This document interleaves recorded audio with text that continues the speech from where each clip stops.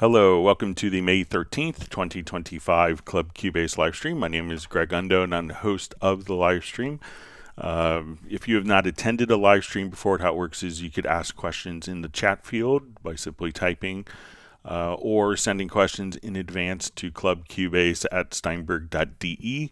When asking questions, if you could specify which version of Cubase that you're running, so if it's Cubase LE, AI, Elements, Artist, or Pro, also which version number, so if it is 12, 13, or 14, and which operating system. That information is often helpful in helping solve a problem. We should have an index of all the topics that are covered in today's live stream shortly after the live stream. My ability to answer all the questions in real time may soon be eclipsed. So if you don't see an immediate response to your question, then if we could avoid asking the same question repeatedly, that would be appreciated. So it just kind of slows down the whole process. So as mentioned, we'll have an index of all the topics, and if you want to search for topics that have been covered in previous live streams, over 39,000 different questions, you could go to cubaseindex.com, and we want to thank Jan from Stockholm, who I see is on the live stream, for creating that site. It's a wonderful reference. We also want to give special thanks to two people that serve as moderators. We have Jazz Dude and Agent K. They're not Steinberg employees, they just do it to make it a better community experience, so we appreciate their efforts. And we'll give a special extra thanks to Jazz Dude for his work with the unofficial Cubase Nation Discord. It's a wonderful resource of relevant and pertinent information, kind of a compendium, a collection. And it's a great resource for the Steinberg community. So once again, my name is Greg Undo. I work with Yamaha Corporation of America. I primarily focus on Steinberg products, and I'm the host today. And I'm presenting from just outside of Washington, D.C. area in Alexandria, Virginia. And if you're watching this live, please feel free to introduce yourself and tell us where you're from. And with that, we will go ahead and get started. All right, so we see Stefan checking in from Sweden. We see Jazz Dude on. Ivan Ask, I believe he's from Ukraine, if memory serves. Hi, Greg. Cubase 14, Windows 10. What is the best way to configure 3 monitor screens with NVIDIA card to avoid Cubase glitches and freezes? Now, all editors, I separate Windows, stretched, and glitchy. Thanks. So one thing that's always helpful, I think, I haven't run a multi-screen setup in a while personally, is when you're doing it is to, one, make sure that I think some of the display drivers have a harder time if there are different resolutions for each screen. So if you have the ability to run the same resolution for each screen, that's often easier for the display cards. Most of this isn't going to be like a Cubase setting, but it's going to be in settings within the NVIDIA ecosystem for managing the card. And there's lots of different updates. You may not want the particular gaming aspects to be enabled. And you may want it, I think, with the NVIDIA cards. I have an old AMD card in my system. That you probably don't want it to be, so I think you want it to be running on the studio drivers, but there's lots of different information, and I see the Jazz Dude had already shared the link. Thank you for that, Jazz Dude. And because it's the NVIDIA cards have caused lots of problems in many DAWs. All right. All right, so we see Jan from Cubase Index. We have Uno Memento from Finland. We have DJ FK saying hello all. We have Talarista de Graffiti. And it says Innovation. We see Diamond District Studios checking in from Cape Town, South Africa. Rick France checking in from the Pacific Northwest. All right, we have Fly V from Winnipeg, Canada. Thanks for joining us. We We see Jan giving kudos to Jazz Dude for the unofficial Cubase Nation Discord.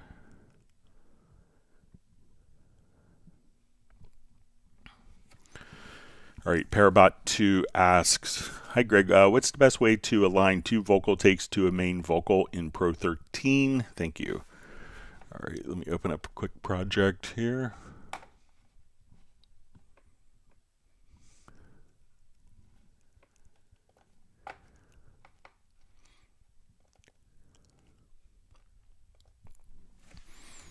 All right, so Cubase came out with auto alignment, I think maybe 11 or version 12, maybe even earlier, maybe 10. All right, so what we want to do is, let's say we have vocals that aren't aligned rhythmically. So let's say if we want to listen to this, we'll come over and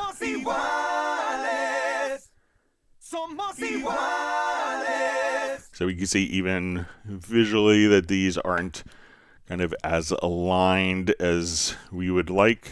So what we could do is you'll see these little, see this icon, and that's the open audio alignment panel, and I think you could get it from the audio menu as well. So I'm going to, let's just select, let's say our lead vocal track. So we're going to open up the alignment panel, and I'm going to set this as my reference, and then we could select multiple tracks here, and let's set those as our targets. So we want the targets to follow the reference. At this point, we could match words. There's different settings. If you prefer time shifting, you can experiment, but I'll just click now on Align Audio. And we can see that those have been shifted so that rhythmically.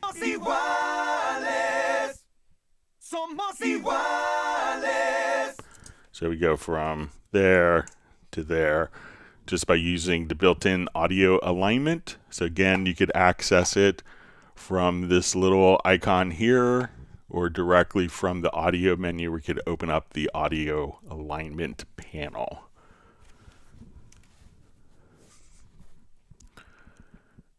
All right, we see John Costigan checking in from Kenosha, Wisconsin. Thanks for joining us, John.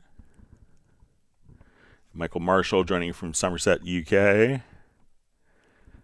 All right, so we have Space is Water sending, sorry, my chat field just jumped. Space is Water sending a shout out from Manchester, England. Great to see Dallas LaRue from Las Vegas. All right, and we have Roland Stuff also checking in from Sussex in the south coast of England.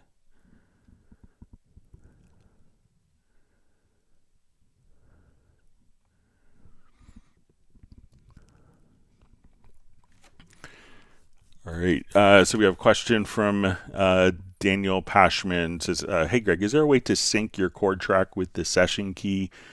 When transposing the session key, the chord track doesn't follow. So let's just give it a quick try here.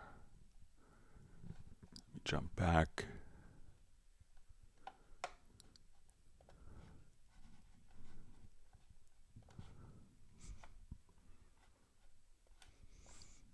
Okay, so we have a chord track here. So let me add a transpose key, transpose track. All right, make sure I'm reading it right.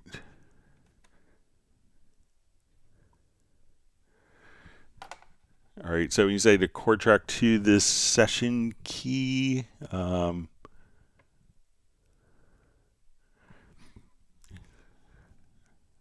when transposing the session key, the chord track doesn't follow. Thanks. All right, so it could depend on if it, I'm not sure if it's the project root key. So let me just turn that on here. So we'll set our project root key. So let's say I want it to be the key of D. So now let's say if I listen to, so we'll have this, let's get to my Rhodes part, and I'm going to just monitor just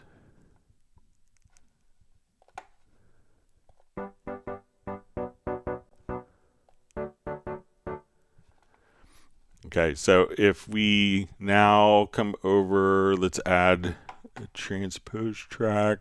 Let me just, I have one in the project already.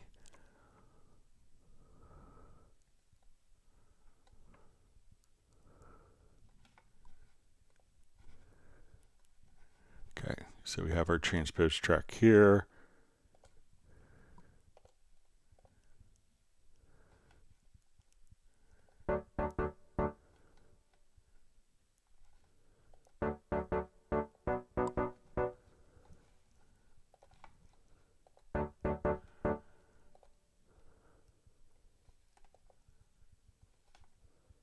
Right, so now when we place back, let's say, all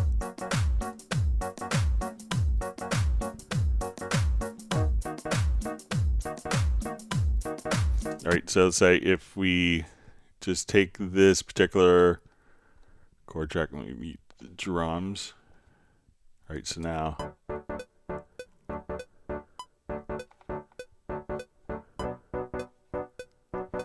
so we hear the chord track being transposed. So I'm going to turn on, or that's our chord track in the key of D major. I'm going to put on the transpose track.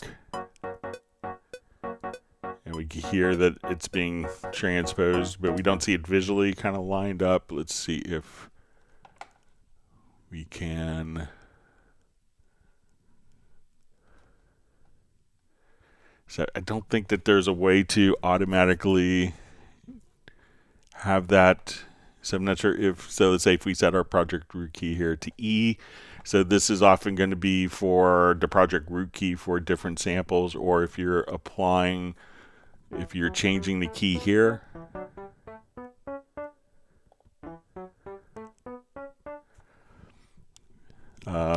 But I don't think that this will visually transpose, but you can set the root note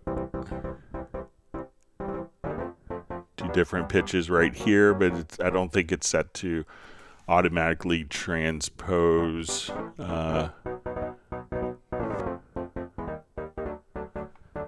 based on, but let me know if you're considering the project, let me get the term right, the session key, if this is the key here, or if you're setting the session key from here.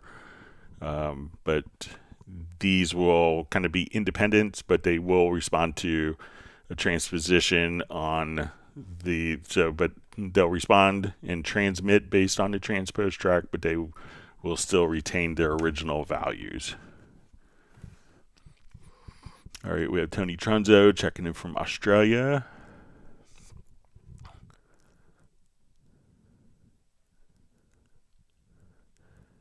All right, we have John Costigan says, please activate the like function. The detonation problem has been corrected, I think, he says. All right, so we have Stephen checking in with Sarasota Sunshine. It's a beautiful part of the country. Been to Longboat Key a couple times.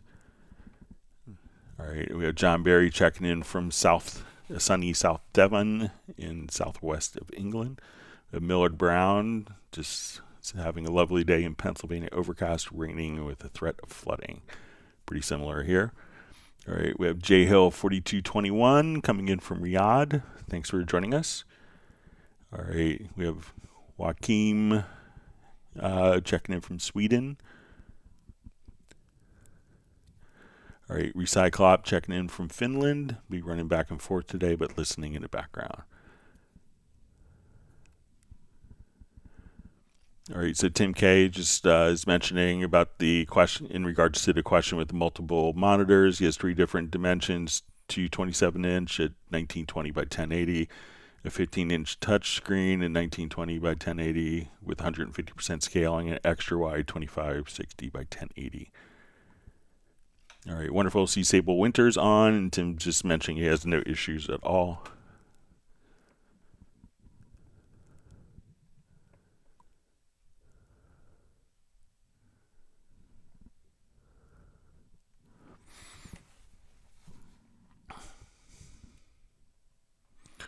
All right, so we have JHill4221, how to bring in a sample into the sampler controller as MIDI to ensure chords work each time. I have chords suggested, finds it only works in a few instances.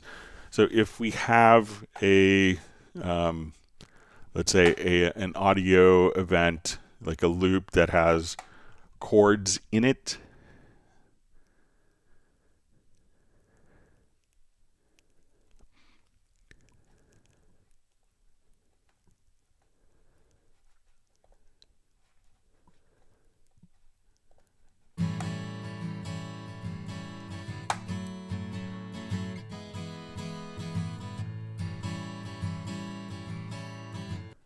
all right, so I could take this particular audio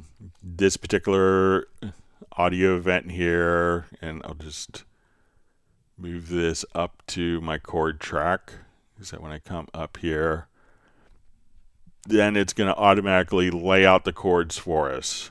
So we could determine the chords from the event, and in Cubase there isn't the ability to take a part that has multiple, an audio event that has multiple voices, you're playing chords in it, to split it into MIDI. We could take a vocal file, so if I wanted to come here, so let's say if we have this as our vocal file, for instance, a monophonic part. Day after day after. So here we can go into the very audio, and we could choose the function and extract MIDI. So once we extract the MIDI, we could take a monophonic part and turn that into MIDI. But we don't necessarily do it for polyphonic or chords-based material, so it doesn't work for that. I think the only thing that's going to work, and it may not function, people have issues with kind of the accuracy of it, is maybe something like Melodyne Studio, I think, would allow you to do kind of the polyphonic functions. But if you want to be able to change the notes within the guitar in MIDI, we can extract the chords, but we can't split apart each of the notes from the chords with its proper harmonics. So let me know if that's kind of what you wanted to do.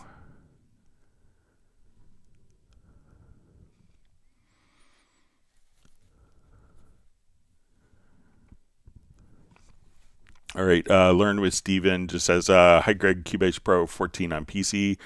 Playback using orchestration template requires joystick to hear tracks with CC data. Is that a setting issue?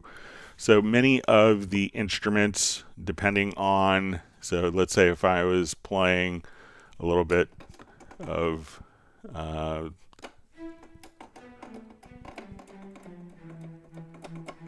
so if I was playing this, so depending on the instrument patch that you're using, so if you're playing something like, let's say, more short notes, so I'll open up the instrument here.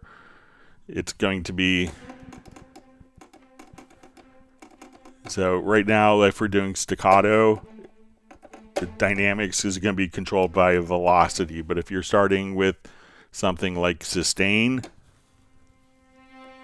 you would need to just simply set the level with the modulation wheel.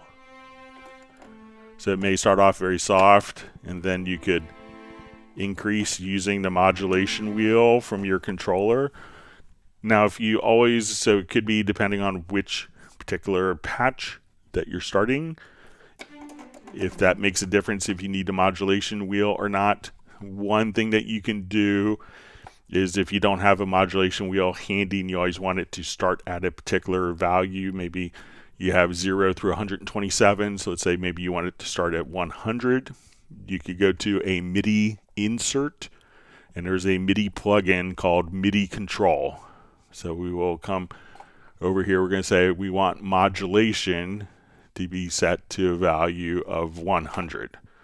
So now every time that you start up and you hit play, that MIDI control can be stored within that track, and that would automatically, as you play, start from a known entity in case you don't have something that's transmitting MIDI CC1.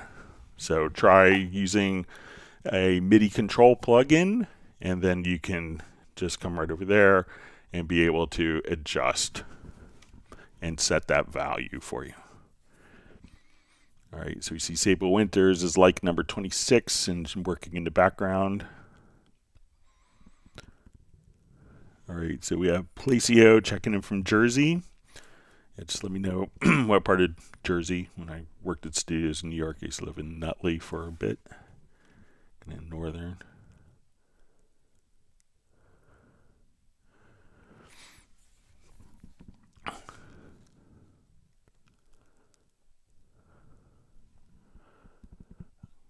All right, so we see question 2 from Ivan. Just says how to make solo, mute, etc. buttons automatically align when the left panel is reduced in length. So, all right, so let's say if we come over here to like my audio tracks. All right, and let me just set these for...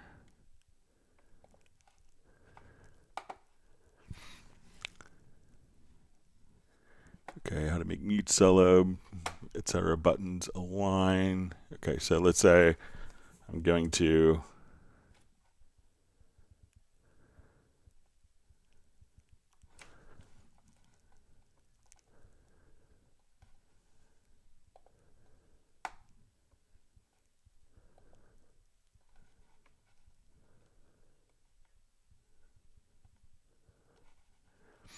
all right, so it seems like these, as I change the length, so let's say how to make mute, solo, etc. buttons automatically align when the left panel is reduced in length. So if this is, seems like those are all aligned depending on kind of the horizontal size, that those all stay aligned.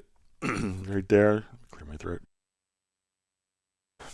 So let me know if I'm misunderstanding, but it seems like their alignment is all consistent, and if I kind of have less space, that those are still kind of all aligned. We may see the name field, if there's track versions, like an extension at the end that may not align, but it seems like as we're adjusting when the left panel is reduced in length. So let me know if that's what you mean.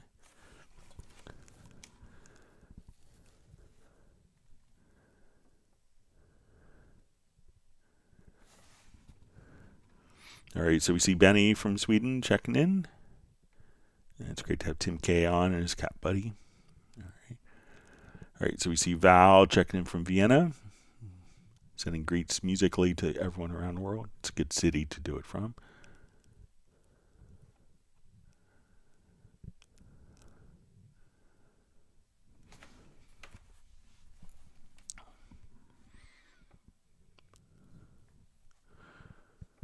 Okay, InDrop asks, hi Greg, would it be possible to have a shortcut to remove an audio overlap in the future, but specifically the option that's not on the audio menu, but by right-clicking an audio event instead? Okay, so let's take a look.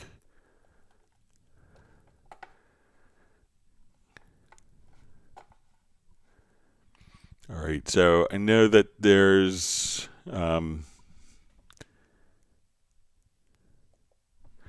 so there's keyboard shortcuts that we could have to trigger a preference or settings. So if you go to editing, there's delete overlaps.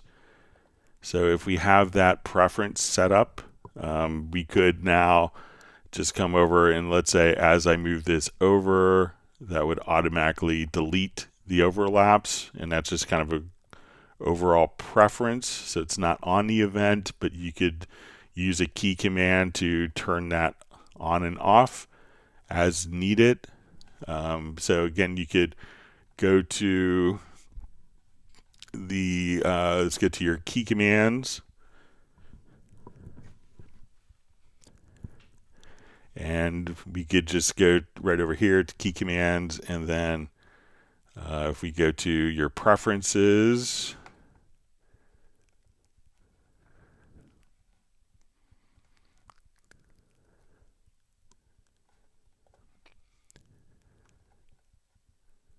and then under editing, we'll see delete overlaps. So let me know if that would work for you, if you could just turn on and off that preference.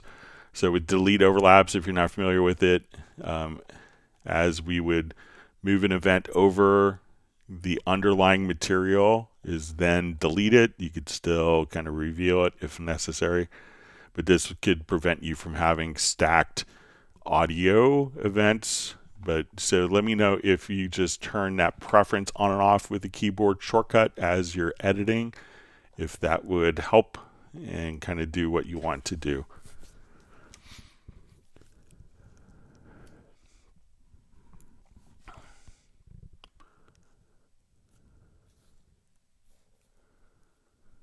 All right, so you see Tim K for his multi-monitor setup is using the Intel UHD Graphics 770.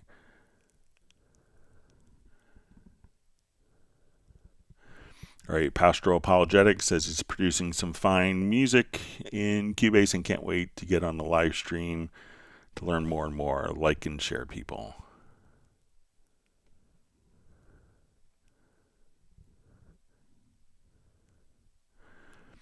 All right, so we see Bratman Studio says another morning watching Club Cubase from a waiting room for his brother's appointment. You hope your brother's doing well.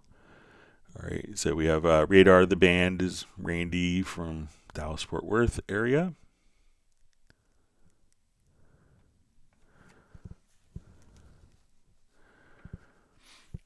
All right, Y42 Val asks, can we transfer workspaces from one project to another? Not that important, but I was wondering.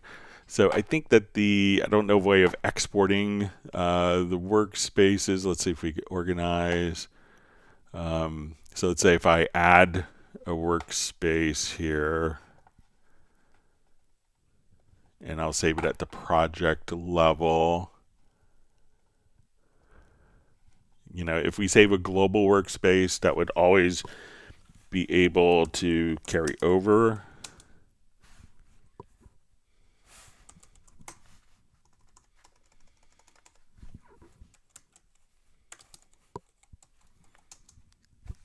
All right, I'm going to save this as a project workspace.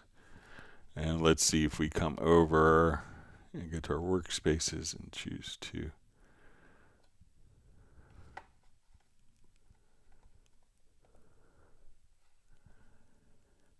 Yeah, so I don't think that there is, because this is going to be in the project, but if you save a global workspace can be accessed and used across any project that you want. But I don't think that we can export or extract a project workspace into another one, unless maybe you save the workspaces within a particular project.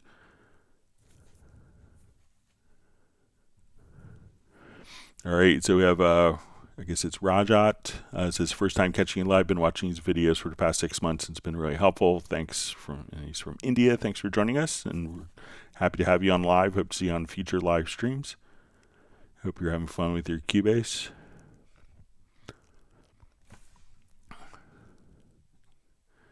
All right, wonderful to see Tim Weinheimer from Mission Viejo. Let's see, in regards to the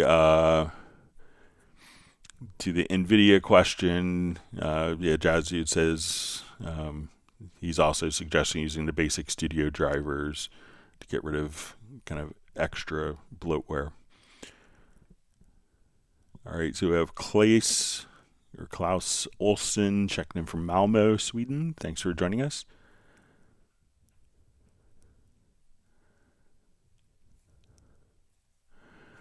All right, BB23 King says, hey, Greg, after import multiple stems, how do I line them up correctly? So it could depend, you know, if if you have a lot of audio files that were perhaps moved around. So most audio files, when they're recorded in the program, can automatically have timestamps. So if I come over here, let's just move some files around here.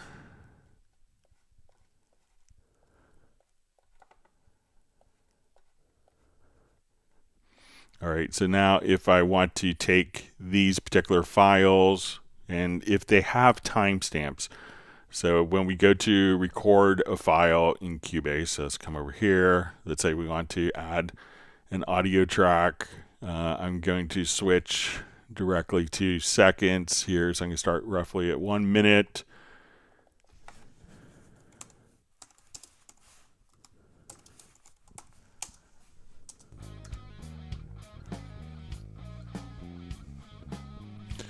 All right, so now when we go into, let's say, our pool window, Control or Command plus the letter P, we'll see my timestamp test. And when we look at the file, we can see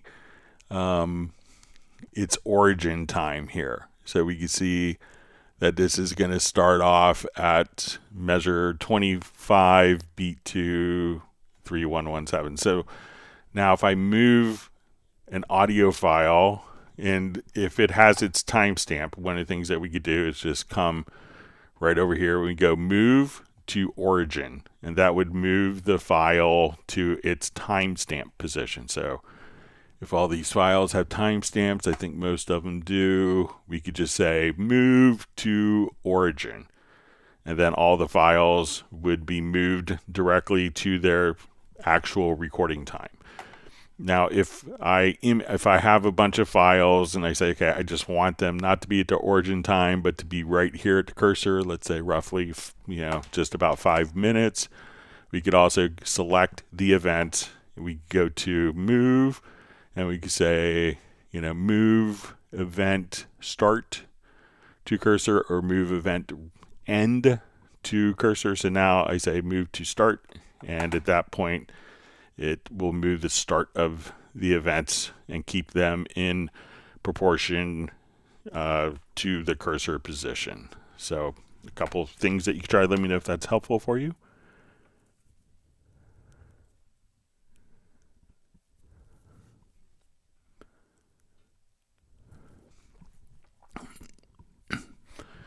All right, Rob VD Hoven asks, hi Rob here from Norway. Thanks for joining us today.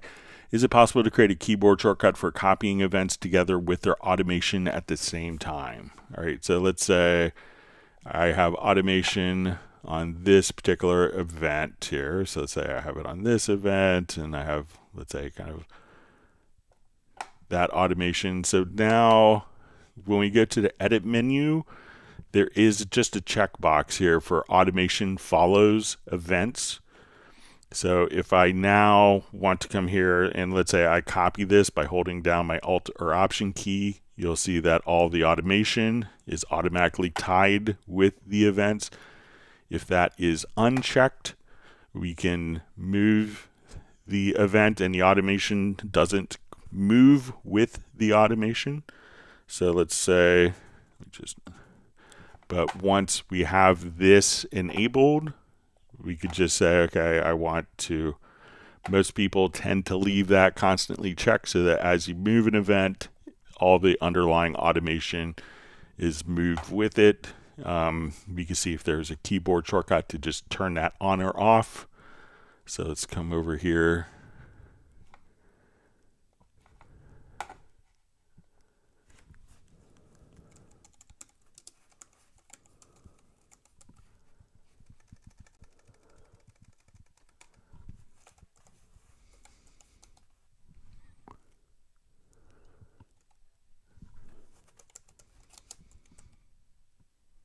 Yeah, so you can assign a key command here under the edit category to automation follows events.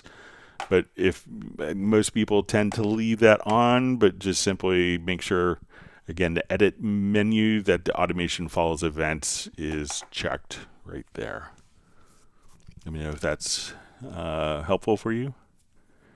All right, wonderful to see Daniel checking in from Croatia. Thanks for joining us. Great to see you back.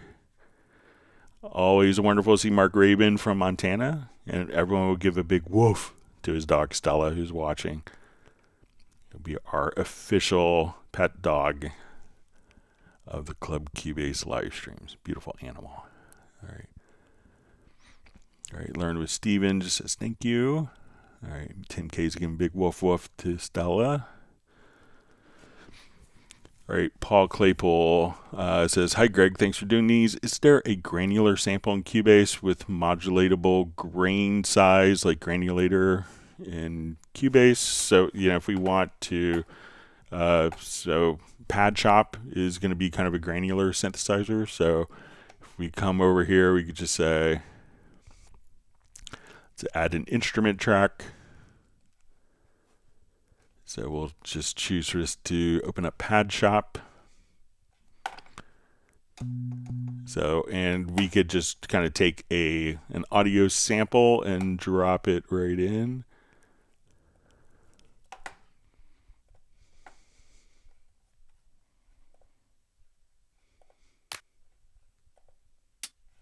Just find something a little more musical.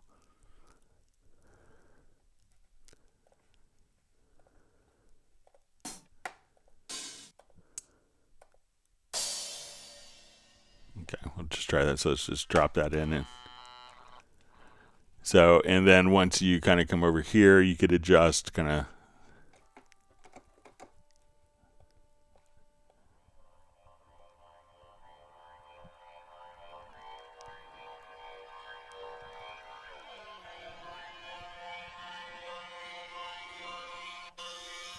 Or even if you want to kind of play around, just open up a preset and drop your own sample in.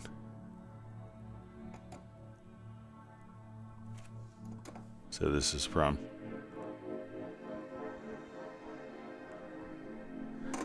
just this particular sample here.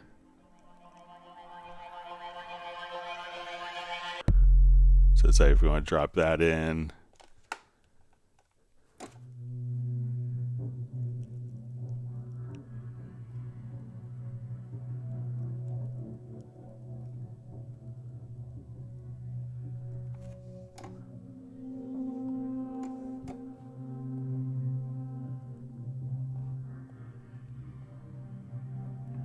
So you could have all sorts of fun sound design with Pad Shop. So,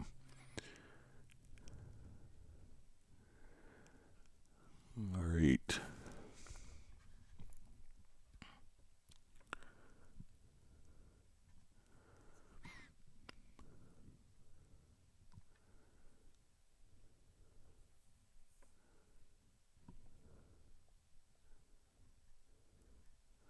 My chat field just jumped. Let me find my spot where it was. All right. All right. DJ Ride asks, hi, Greg. How do you use the MIDI chord editor and make chords from a MIDI melody where you can draw the chords in? All right.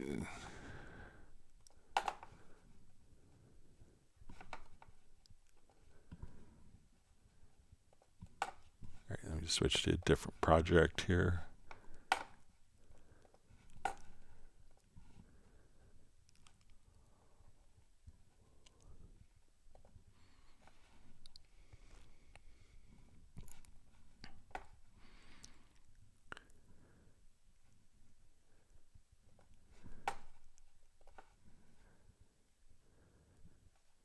Okay, so let's say I have like a melody part here.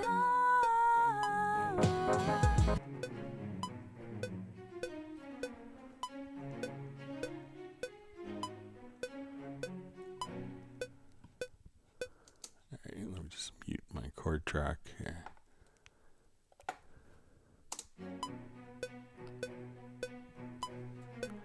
All right, so one of the things that we could do, if it's just a melody, you may not have kind of enough information. I'll move, let's say, my chord track. I have one up here. Let me just move it down.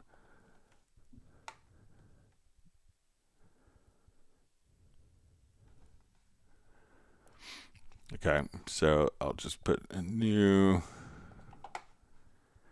All right, so one of the things that you could try is just to come over here, and usually melodies, it can be hard to determine what the chords are from a melody. There's a lot of different choices, but here, if we want to look at it, we could see kind of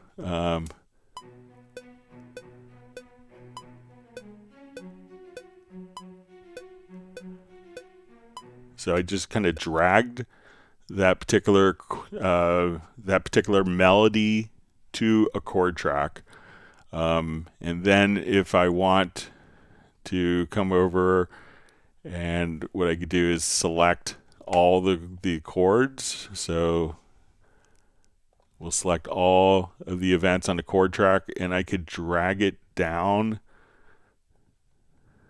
to, let me just hide the scale.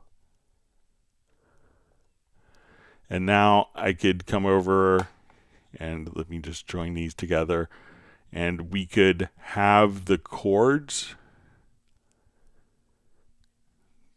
So let's say if I hold down my Alt Option key, so now we could kind of have the chords laid out for us. And let's see if I drag the chords on top of the melody part here, if that makes. So we could have the chords on top of the melody as well if you wanted to. So then if you wanted to just kind of switch,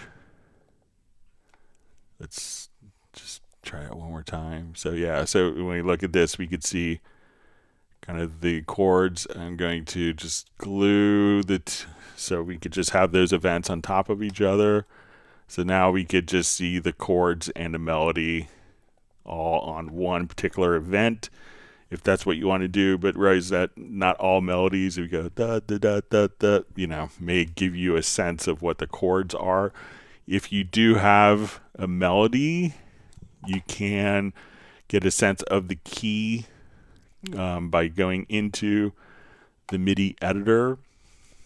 So I'll take this into like a full screen, and then you'll see a scale assistant, and this could show, you say, okay, I want this to be in G major, so it could tell you the particular, it could give you different suggestions of the key to work with, and from there you could know which chords work, and we could choose to only see pitches from the scale assistant. So now I could only draw notes and chords in that are within the key, so we could kind of hide, and we could show only pitches within the scale assistant so that we know that we don't have any fear of being out of key. But sometimes being out of key is great. So a couple things to try.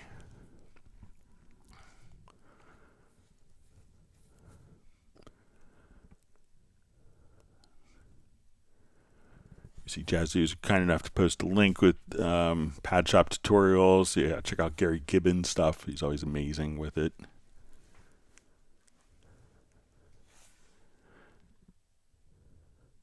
All right, wonderful to see Alexander on.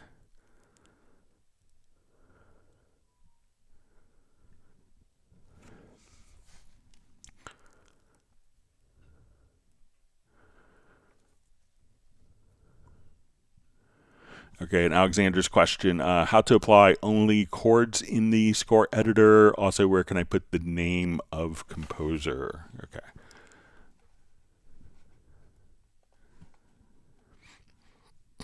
All right, so let's say if I have this project here.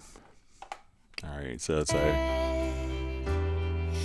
and I just took the piano part and made a chord track. So what you can do is, let's say, okay, I'll select all of the events here, and I'm going to hit the letter P, and that will set the left and right locators. I'm going to add an instrument or a MIDI track. It doesn't have to be assigned anywhere. I'm just going to now come over to the instrument track. Okay. And let's open up the score editor. Let me just, okay, sorry. I'm going to create an instrument track that's, all right. So I'm going to add an instrument track and we're going to put it to a MIDI part here. So now when I double click on that, I go to the score editor and I could see all of the chords that are laid out for us. And then if we want to add the composer information, I think if we go to the score settings from the score menu, you could say this is uninvited composer Vince Melamed. All right, and I hit OK. And now when we want to kind of switch to like our page view of this, we can see the title and composer. So to create kind of a blank part if you want, open the score editor. This will give you kind of the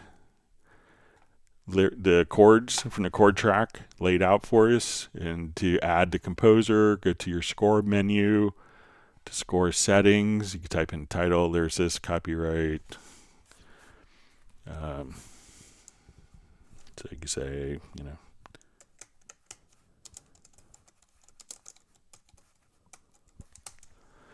and all that information will now be added to the score. Let me know if that's helpful for you.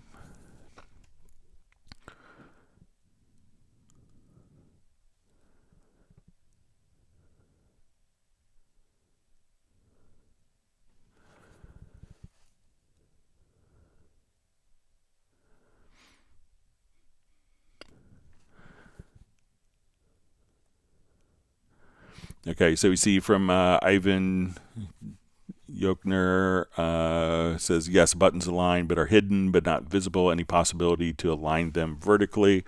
So if you want to adjust, if we right click and you could go into the track control settings. And once we come over here, let me just do it on a different project. It might be easier to see.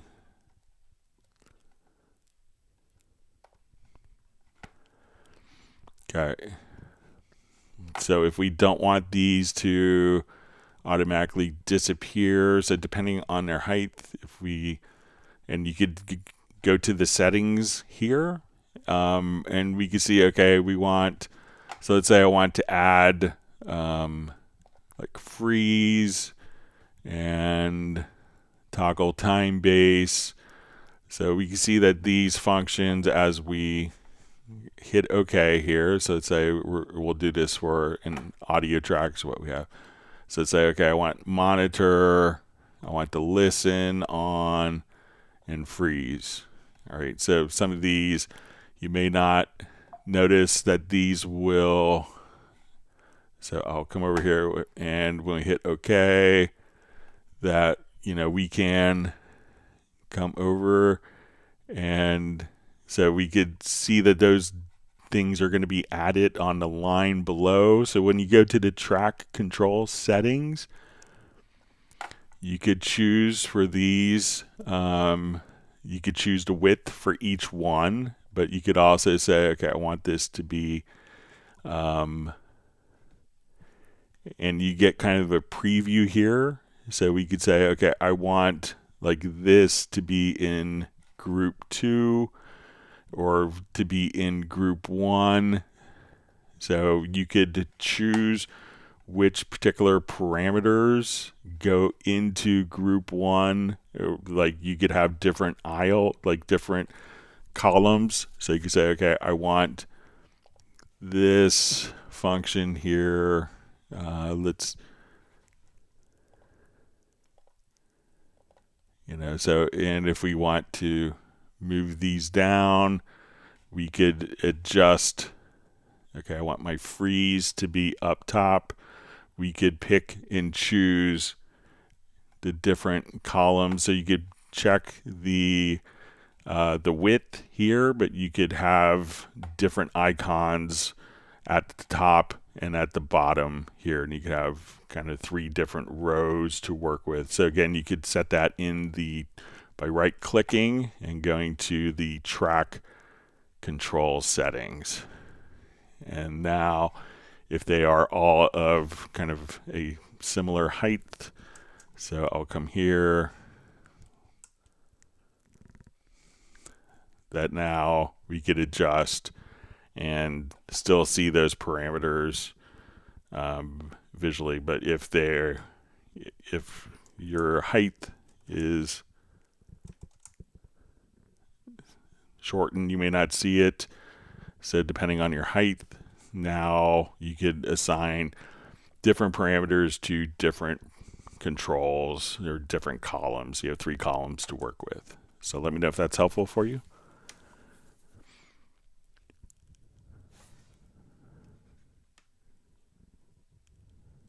Wonderful to see Kerwin Young checking in from Atlanta.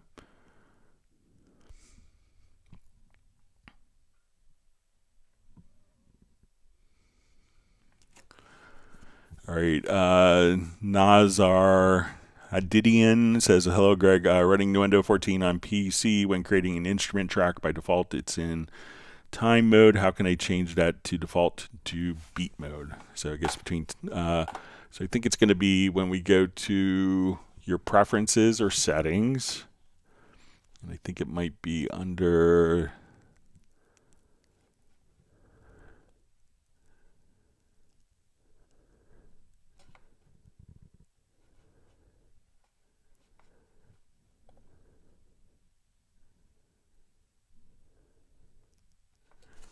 Yeah, I think it's preference. Let me just check. Okay, so if you go to editing, choose this to default track time, and then you could set it to musical. So now if I put this to time linear and I hit apply and I go to add an instrument track, so we'll come over here, we add the instrument track, we see that it's in linear mode versus musical mode. So again, if I change that setting, so editing, default track time type, let's say I set it to musical, and I hit apply, so now I go to add an instrument track, it will be in musical mode.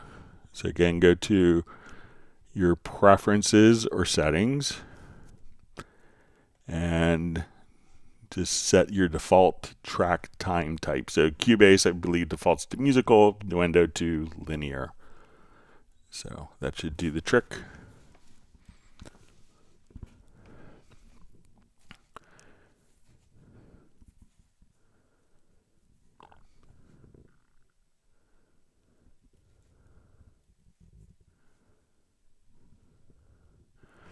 All right, Roland Stuff asks, hi Greg, to save C drive space, I've set Download Assistant to place all new VSTs in D drive location, but of course I need Cubase and other program updates to be placed in program files, folders, and C drive. Will that happen automatically, or will program files end up with VSTs in the D drive? So most of the plugins files themselves and applications will still be stored to the C drive, but their content and perhaps their download for the install will be set in the D drive as you set.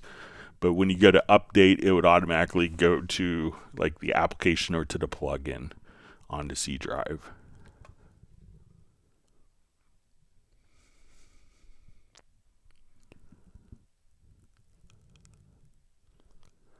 All right, we see Val's happy to see Mark Rabin on.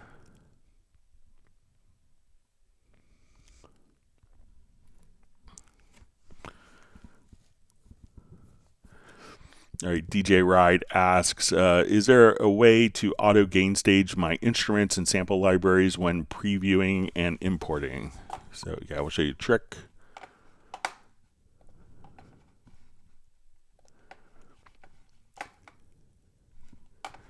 All right, so let's say I want to start off with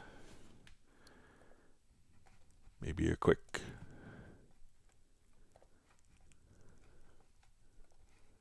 drum loop here. Okay, so let's say I have this going on. Let me switch.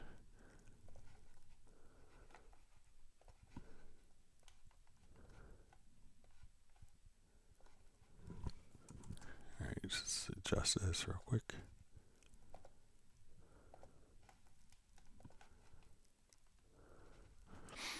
Okay, so now let's say I have this going on, and I'll just loop this. So if I want to add other loops, and let's say do gain staging on them. So let's say I want to come over here to laser beams. I'm looking for maybe a bass part. All right. So I could have my volume control here. So let's say, okay, that's too loud. So now when I drop in, I adjusted my volume control here, and we see that the mixer will automatically reflect kind of the volume change. So let's say I just drop this in, and let me just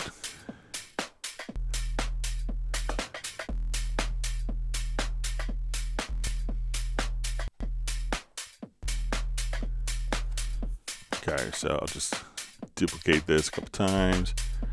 All right, so let me find maybe like a synth part.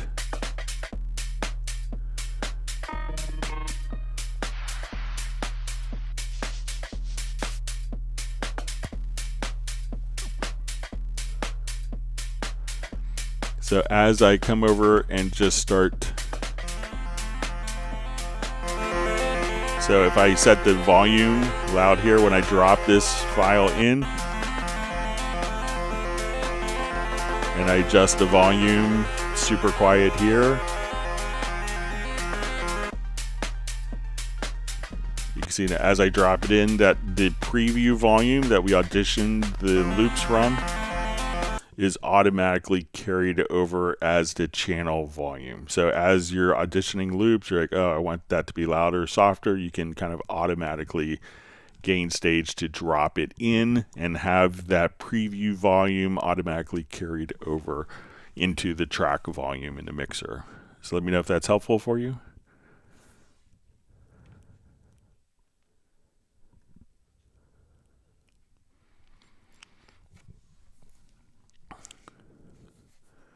All right, so you see Tim Weinheimer just says, I was making it harder on myself by not using the markers in Cubase. I can visualize it better. Sometimes we make it harder on ourselves and forget all the great tools we have in Cubase.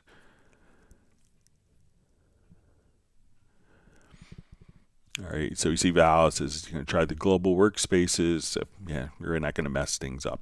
So, and then they're usable across any project. Mark Ravens also make a comment on workspaces, says it's odd how long I know about workspaces and how I have such a mental block and rely on templates. Maybe I'm just a studio loser. So I doubt that. So, but it's just something that you could incorporate into your workflow and make your sessions even better and faster. Make Stella happy. All right. Wonderful to see Terry Gray checking in from Minneapolis. And we have Rob Boddick checking in from Germany. Great to see you.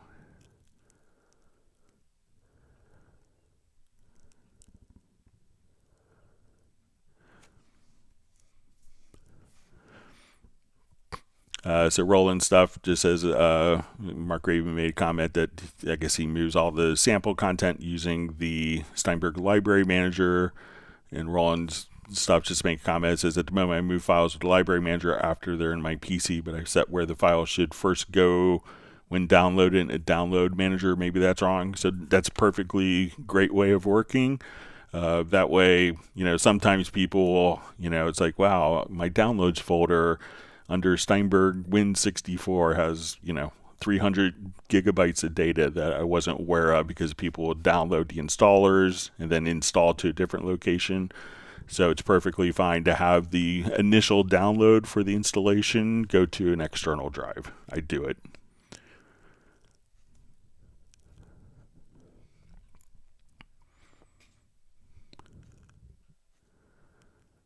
All right.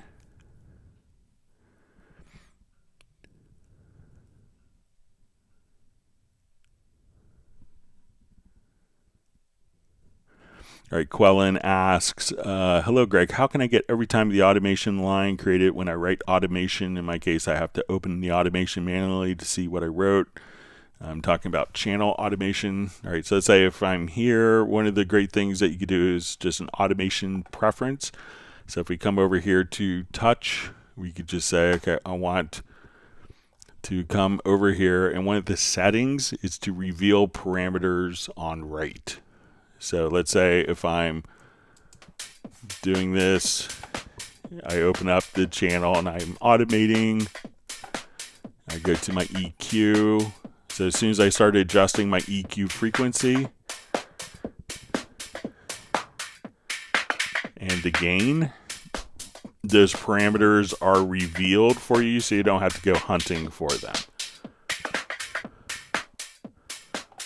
So again, just come over, I think the function you want, and we could go to your project menu to automation panel, and we'll see our settings and reveal parameter on write. And then as soon as you click, then it's automatically going to reveal the parameters when you write, so that you don't have to open up your automation lane and then search for the gazillion parameters that could be automated. It'll just automatically reveal them as the automation is written for you.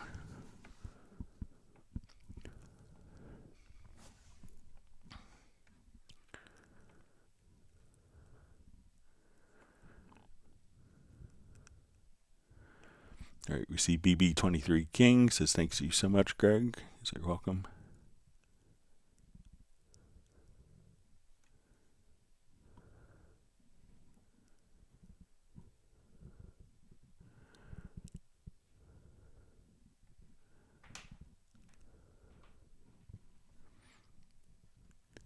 All right, sorry, my chat field jumped.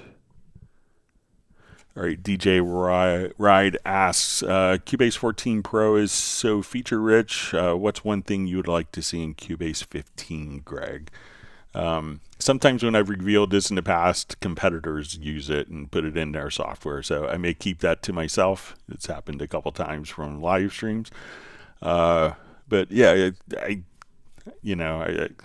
there's nothing that kind of totally pops out. I mean, I think, I think it's a great, thing that I love about Cubase from day one to today, and I've been running it, almost 34 years, is that, the features, as you mentioned, it's incredibly feature rich, but it doesn't necessarily impede like a quick workflow, which is pretty typical. So a lot of programs that are feature rich, the workflow is kind of turns into a hindrance. So I think Steinberg does a great job of when you need that advanced feature, like the audio alignment, when you need granular synthesis, those functions are there. When you need to see the automation on after writing, it's not necessarily bombarding you with its depth, but when you need the depth is there and easy to get to. So, but we'll see I'm sure that the fine gentlemen and ladies at Steinberg are working on, they're always working on great, amazing things. So.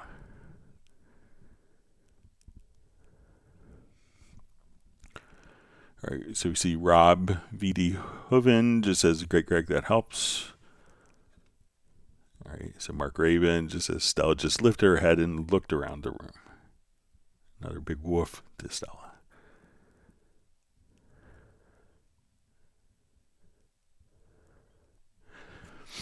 All right, wonderful to see my friend Fred Corey on. It says, hi, Greg, can we see headphone cue setups for outside systems like Hearback for 8 cents? Okay, so let's say we want to create a system so that we can get all of our tracks out to like a headphone distribution system. So let's say we have a new project here. I want to do 16 tracks. Let's say we'll do 24 tracks here. Go large. All right, so we have 24 tracks of audio. that we're working with. All right, so what we want to do is to be able to feed, create 8 headphone outs through like a hear back system. And so basically what we want to do is take these systems, we're going to send all these outs, and then instead of using the control room for headphone mixes, each user could have like a hearback system where they could control. So what we want to do is we have our 24 audio tracks. We're going to set up 8 stereo groups, and these could be mono, stereo, depending on your resource. So let's create 8 stereo groups. They could be mono groups, or 4 stereo, 8 mono. We'll say we had 16 channels going out to our hearback system. So we're going to add these, and I'll just label this hearback.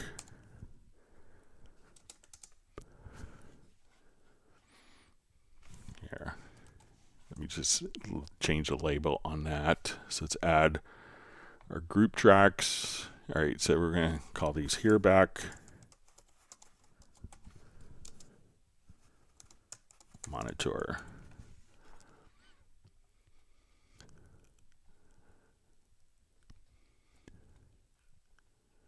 Okay, so we have these 8 tracks, and we don't necessarily even have to see these in the mix console. Now what we want to do is set up in our audio connections. We're going to go to our outputs, and let's create, we're going to add bus. And let's say we want to do 8 stereo.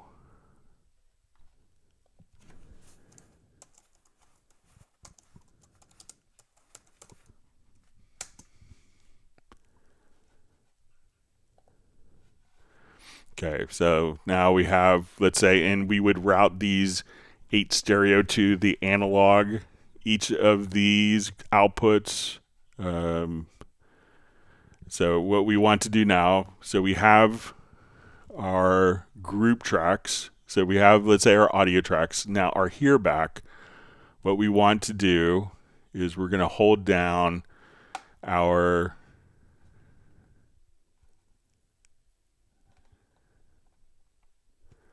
so we're going to now come over here, hold down the shift key, and we're going to say hearback out 1. Okay, and hit enter. Okay, let me just, okay, instead of sending this to stereo out, we want to just say, okay, we're going to hearback out 1, hearback out 2, out 3, etc. So we'll come over here.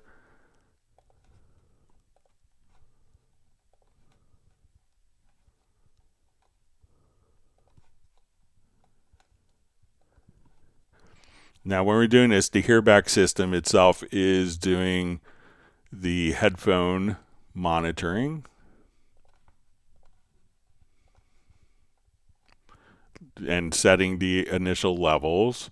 So what we need to do now is to be able to send all of these tracks to, so we need to send the 24 original audio tracks, be routed to those groups. Those groups are going to be routed to our headphone outputs here. And to do the routing, what we want to do is we're going to go, let's say we'll just jump to our full screen mixer here, and we'll see a little settings. So this little settings cogwheel up and right, and we're going to choose direct routing summing mode on. Let's select our 24 tracks of audio. So say 1 through 24. All right, so I'm just going to hold down the shift key, and then we go to what we call direct outputs. So my direct outs, I want these to go to my hearback 1. We're going to turn it on, and I'm going to actually turn Q-Link on first. Sorry. So let's send these all to hear back out 1. Let's turn them on. Hear back out 2.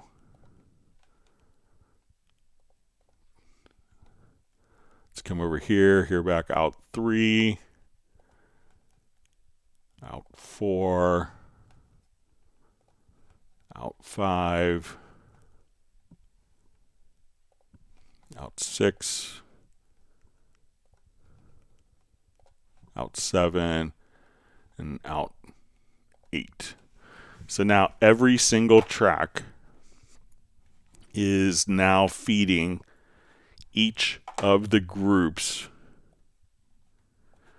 and then the groups are feeding the outputs, which are connected into the hearback hardware. So now every time that the track is playing, it's going out to the group is routed to the output of your converter into the hearback system. So all the tracks are kind of being fed into these groups for the different headphone mixes. So create all the tracks that you need, create groups. Each of the groups route to a mono or stereo output on your converters.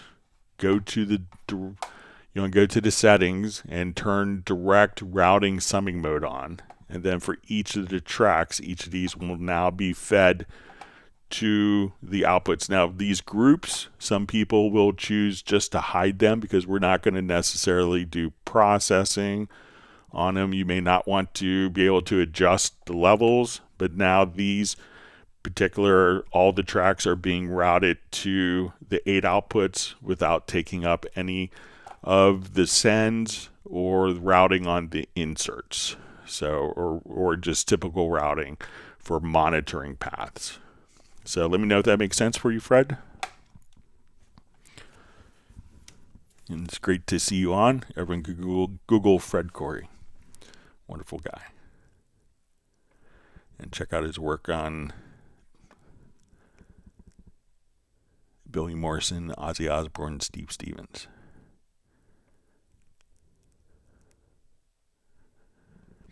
All right, so Paul Claypool just says, awesome, thank you.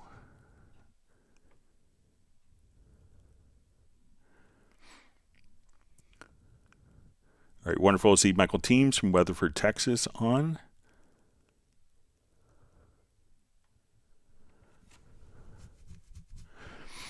All right, Alexander asks a question about the audio alignment. What's the best way? Prefer time shifting or no? Thanks. Generally I turn it on and see what happens. It could really depend upon the source material. I generally, have both check boxes turned on, and I set it to 100%. It tends to work really well for most things. So you could kind of play around with it. If it didn't give you the results that you want, undo and try unchecking the parameter.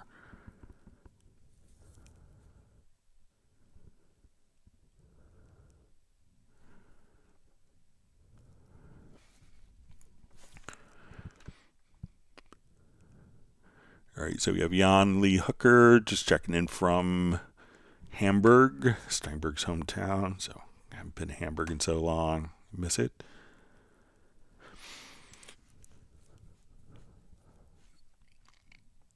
All right, Patrick Emmanuel A just says, hi Greg, happy to be in the live stream, so it's great to see you back.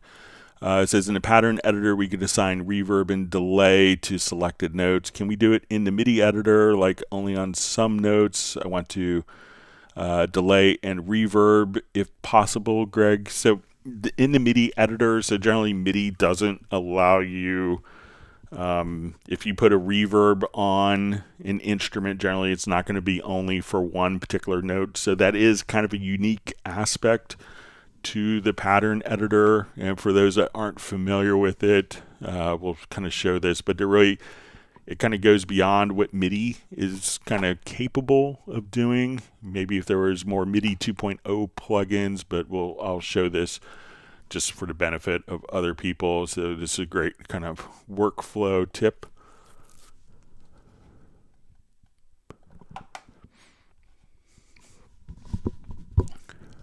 All right, so let's say if I come here and we'll open up, so let's say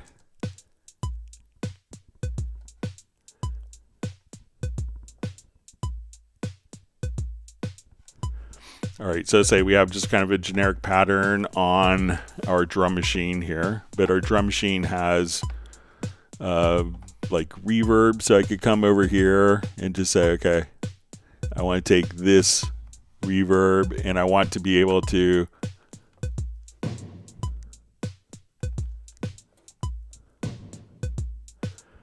all right, so what I could do is right click on this parameter and then we'll say pattern editor assigned to step automation. So now when I go back to the pattern editor, I could come over here, we see our reverb send. So I could say, okay, I want to take the velocity of this reverb here, and I want to take that reverb, and we're going to click on the reverb send. And now I could just increase.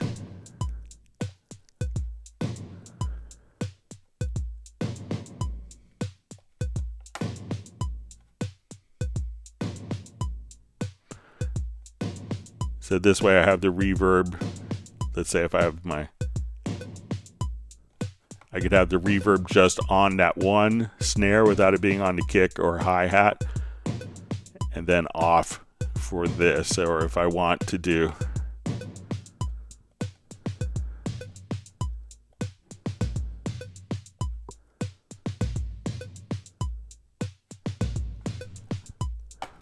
so this way I could have different amounts of reverb for each send. Now if you want to kind of do something similar, so it's not the it's kind of the MIDI editor, but you probably can come over here and add an instrument track and say, okay, I wanted to add a Groove Agent SE, and then let me just undo that one more time. So let's say we add an instrument track here, and we say, okay, I want it to be Groove Agent SE, and let's do a pattern event. So let's come over here, let's load up.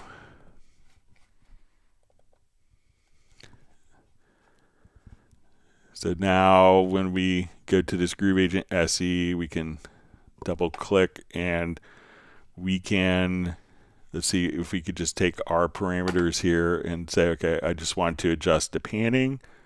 We can say for the pattern editor, let's assign, let's say the panning for the hi-hat. So let's say if I wanted to just adjust the panning. So let's go to the pattern editor, assign to step automation for the hi-hat. And I'm going to just come over here. Let's create a drum map from the name, and then we could carry this over. So let's say now I want to, we'll just solo this instrument.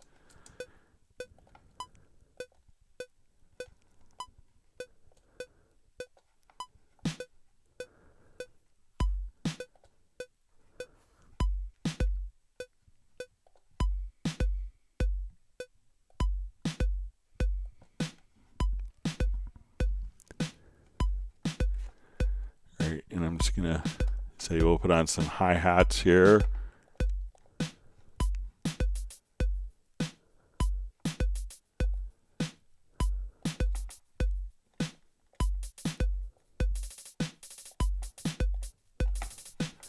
And then I could say, let's just come over here and adjust the panning.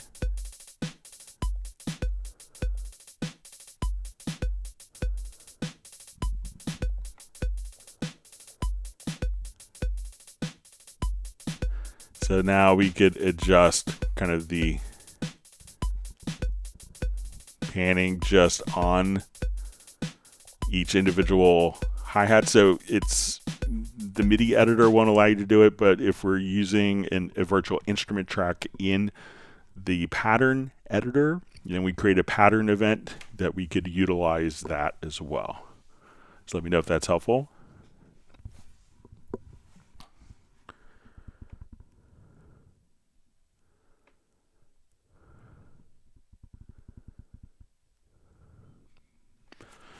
All right, Robotic just says, why does the set sound using the panel on the left of the Cubase change when I press the stop button, even when I enter the command program change in the MIDI track? So I think usually, like if we have a program change, let me just try with a new project here real quick.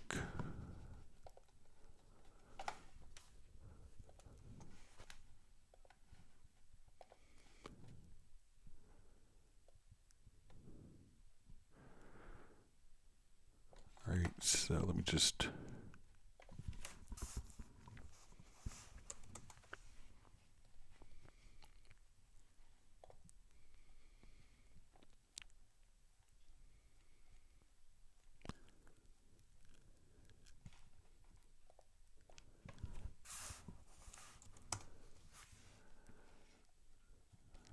look for my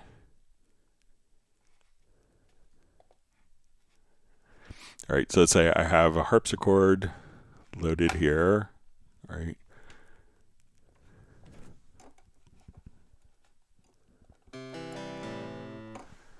All right, so let's come over and I'll just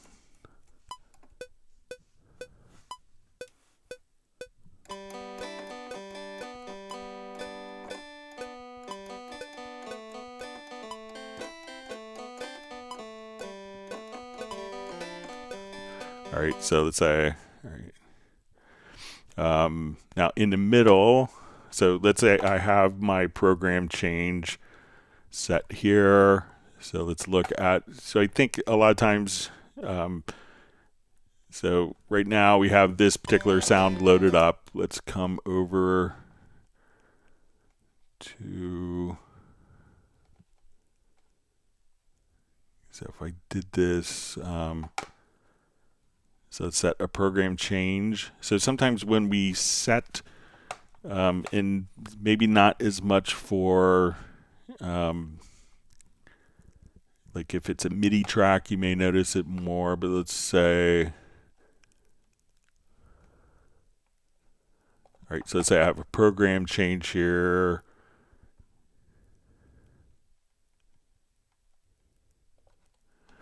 All right. All right, so let's say I have a program change that's at the beginning. So sometimes if the value is set in the inspector, especially for MIDI tracks, that program change. So if I switch to a different program change here, depending on the instrument.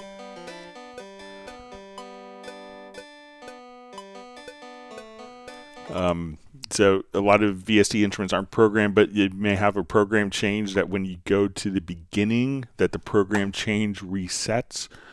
So, and there could be preferences for if you go under MIDI to chase events, whether you want program changes to be chased or not. So it could be that when you hit stop, that, you know, it resets the program change to the initial value. So try checking that preference.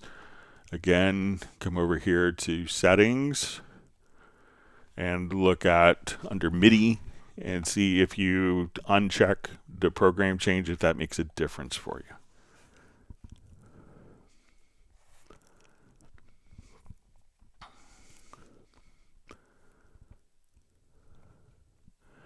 All right, Spaces Water asks, I have Cubase and Nuendo. Is it worth keeping Cubase or just use Nuendo as I'm paying for both? When updating newer versions, I just get the feeling I should just stick with one. So, you know, either, you know, eventually, like, you know, you may get the features in Cubase 14 first, and then obviously Nuendo 14 is going to add all the Cubase 14 elements and features with more additional functions. So if you need those advanced audio and post-production functionality, then, you know, it may make sense just to do, you know, to keep on Nuendo, but then you may go, oh, okay, I really want the new features that come out 3, maybe 4 months before in Cubase, because Nuendo has more new features that takes longer to put out.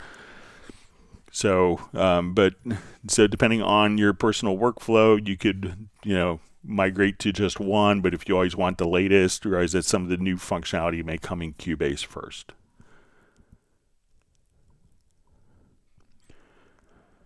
All right, we see Tim K's received 1 gallon of Rocky Road ice cream.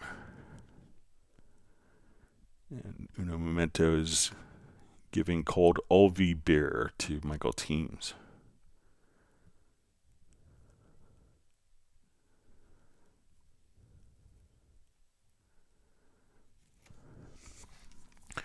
All right, Patrick Emanuel A just says, Greg, how can we add atmospheric tone into a song that cannot be heard, but it contributes to a track? I saw a tutorial years back. I couldn't find a video. Show me with new features. So one of the things that could be kind of interesting is, let me just come up with something. So a lot of times it could be something that's heard, but maybe could be subtle. So, a lot of effects plugins are kind of good for that, but let me just add a quick chord track here, and we'll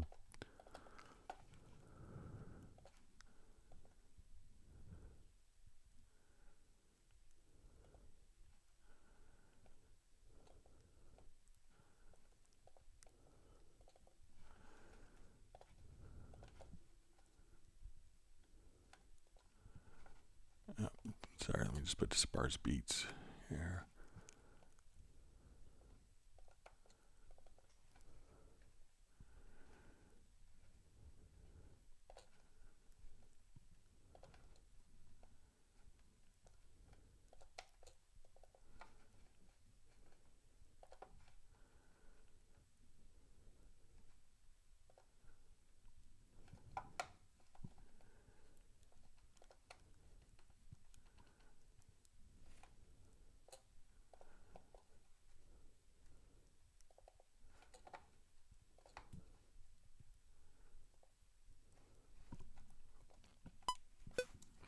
All right, so let's say we'll have this kind of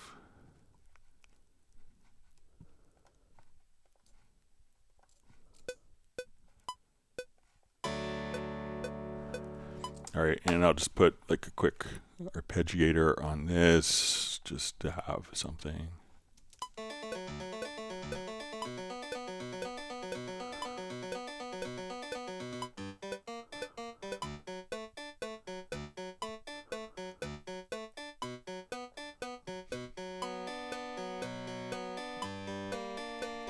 All right, so let's say we have something like this, like a quick atmospheric thing that, could be done pretty easily is, maybe like a shimmer reverb.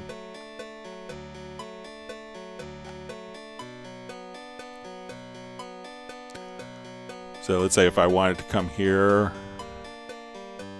and I'll just make this, let's come over and just under reverb, something that could be a nice effect.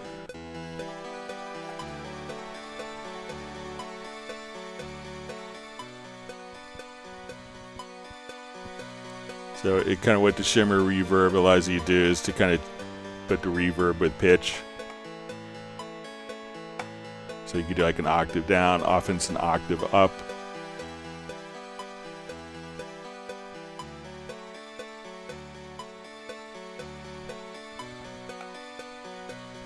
So that could be like a nice effect that you could put on is something that's atmospheric.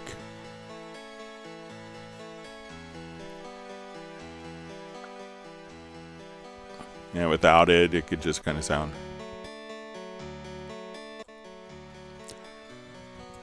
Another thing that could often be helpful is, just taking, let's say if I want, I'll add a MIDI track here.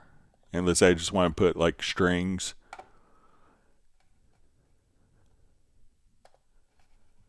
On MIDI channel 2. So since we have a chord pad, so let's say I'm looking for string pad.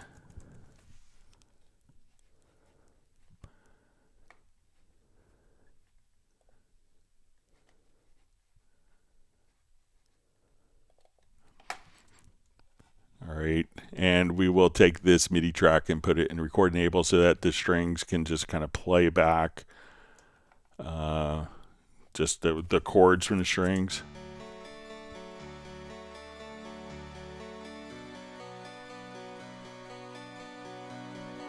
So this is just kind of playing from the chord track itself. So if you just kind of bring that volume down.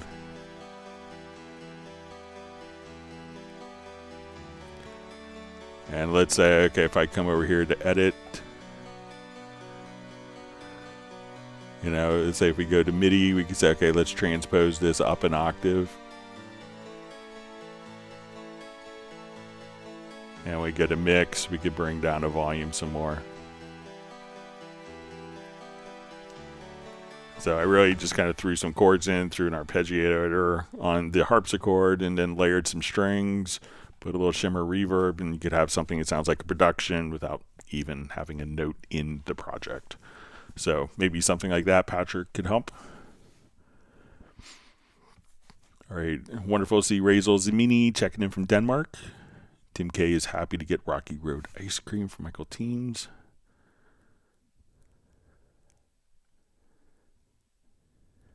Mark Rabin is counter offering a sandwich.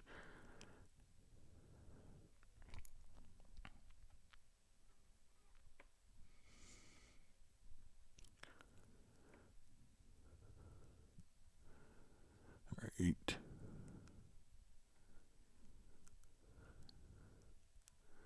So my chat field. Okay, so I think I'm back where it was.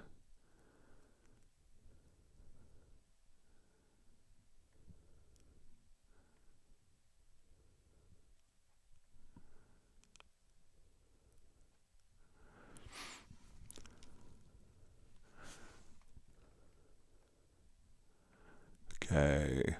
So Patrick's next question is, Greg, can we create complex arpeggiation with arpeggiator like we can with Modulator to create some great sounds? Can you show some unique way people are using you that surprised? You know, so sometimes, let's say if we have, let's say if I have the arpeggiator, so let's say I have, I'll just take the, so I'm going to just go to my, so I have the Apache SX here. So let's go ahead and be a little more creative than just, so let's say maybe I want it to be,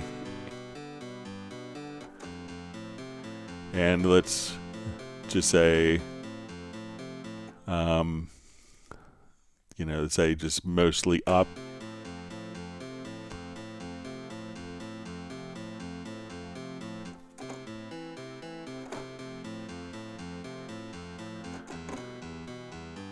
All right, so now what I'm going to do is just record the arpeggio that we're just generating here. So I come over.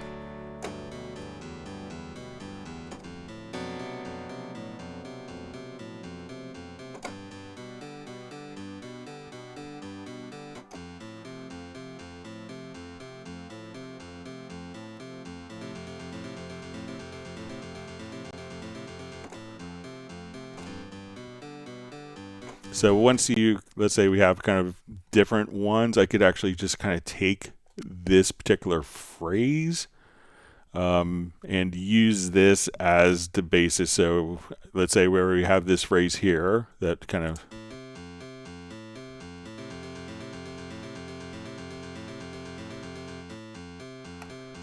and at that point we could just come over here and you could just drop your MIDI part. And now that's the basis for the arpeggio.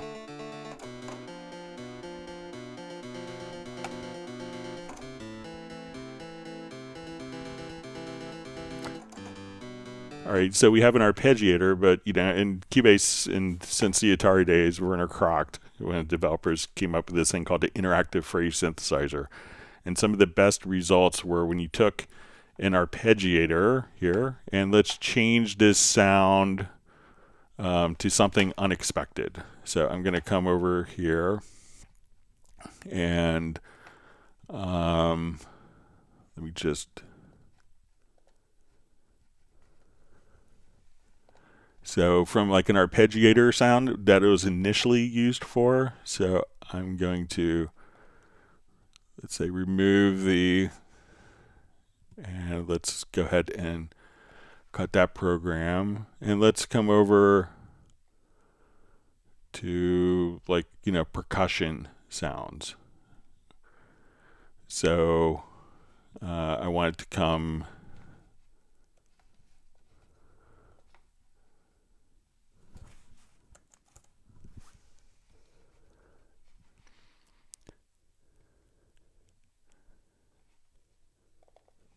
all right, so now I have, and I'll put some effects on it here. So let's just say,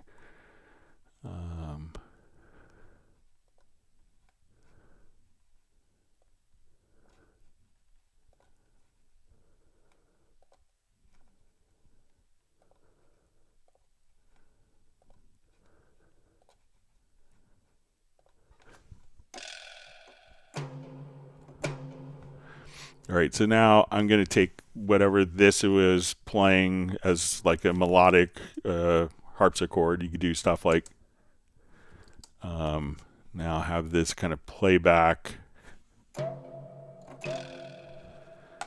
So let's come over to like just this particular, let's make sure this is all on channel 1 here.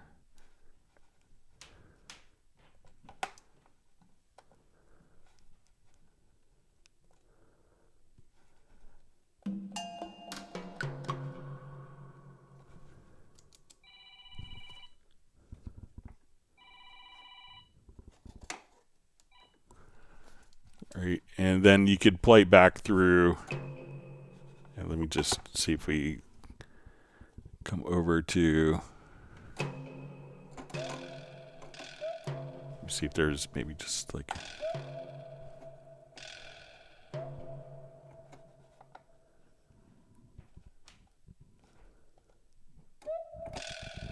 but you know, trying it on different types of sounds as well can, you know, that are kind of unexpected, could come up with some interesting results. So let me just try a different preset here.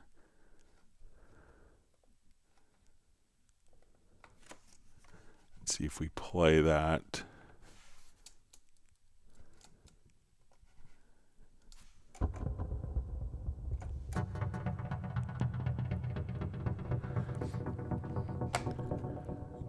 So, you know, if you want to do, you know, so take arpeggiators, run it through different sounds than what you maybe you intended to kind of play with, and you could come up with like some other interesting results as well.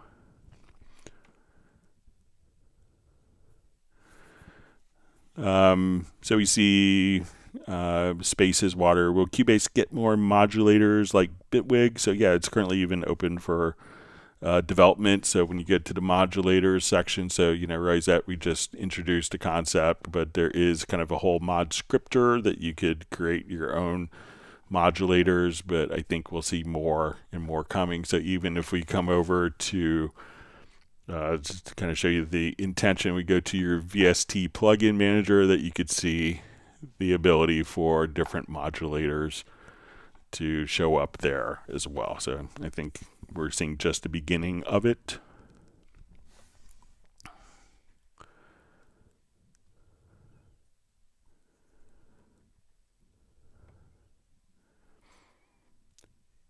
All right. All right, reading through comments here.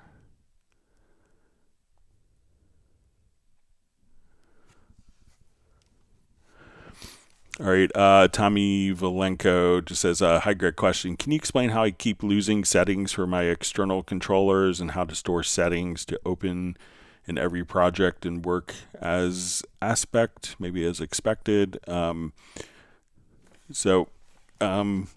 seen some controllers. Let me just get mine connected here real quick. Yeah, I've seen reports from some people that, you know, some of their controllers aren't showing up like all of the time, and it seems to only be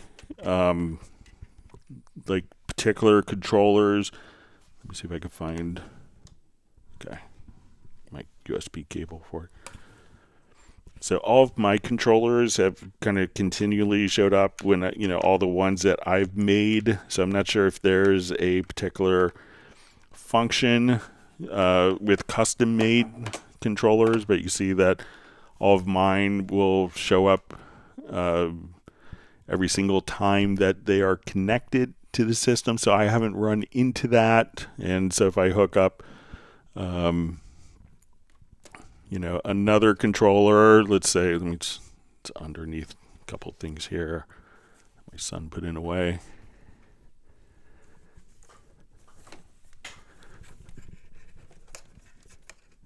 I don't have the USB controller, but everyone is kind of automatically showed up. So let me know like which particular controllers it is. So I'm not sure if it's like a user script thing that's maybe causing it not to show up, but you could always, as we come over here, if you go to the MIDI remote manager, is just to simply come over here and go to scripts. You try exporting the script and then importing it and see if that does it, or if you just need to reassign the MIDI ins and outs again. But I haven't run into it. I've seen some people that have run into it.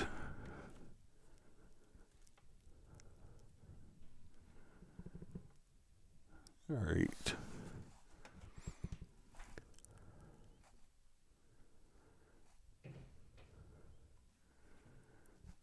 Okay.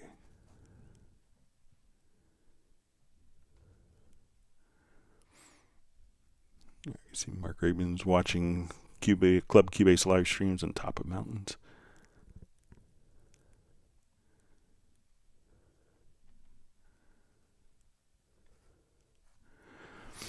All right, Michael Teams asks, howdy Greg, is working on a song for Sable and is using Groove Agent. Can you go through a quick tutorial? I couldn't use a snare hit by itself. I'm sure it's just my lack of knowledge. All right, so let's say if I come over, let's just get to... All right, so, Groove Agent could work in two different ways. So let's say we add an instrument track and we go to Groove Agent SE. So depending,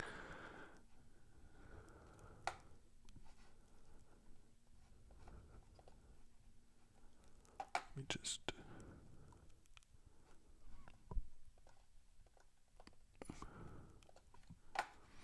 okay, so if it's, something, so let's say if I have a kit here and it's playing a pattern.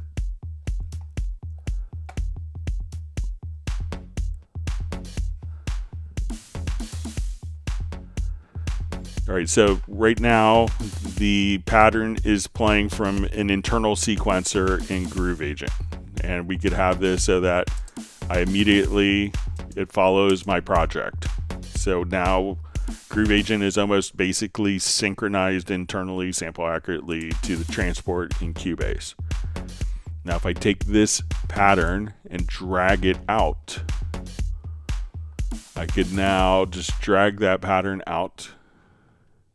And as we play it here, let me switch to bars and beats. I can now see, so now we have the pattern in Cubase, but it's also, since this is set to follow the transport, this is playing in sync as well. So when we get to the end of this pattern, it's still going to play. So we're playing two patterns at once. So if I turn this off, and now it's just playing the MIDI, is playing this as a sound generator, and it's going to stop. So once we have this particular pattern here, and we want to only have the snare, I could look at this. Let me just go over to our track. We'll just look at our drum map.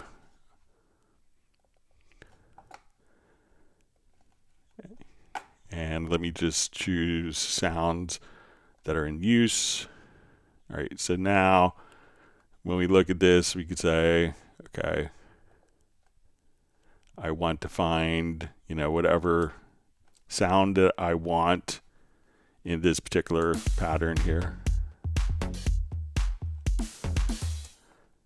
So we can say, okay, I want only the snares here. So I could just go to my edit and let's just go to our select and let's invert the selection and then hit delete. And now I'm only going to hear the snares in this. So if we undo that, so where people could get mixed up is realizing that Groove Agent, if you hit play, is always going to be playing in sync. And if you copy an event to the timeline with Groove Agent SE, then you could edit the event on a project, but make sure that you turn off the internal sequencer here so that it's not playing in sync with, so this MIDI data isn't playing in sync with the sequencer built into Groove Agent to generate the patterns. So let me know if that helps, Michael.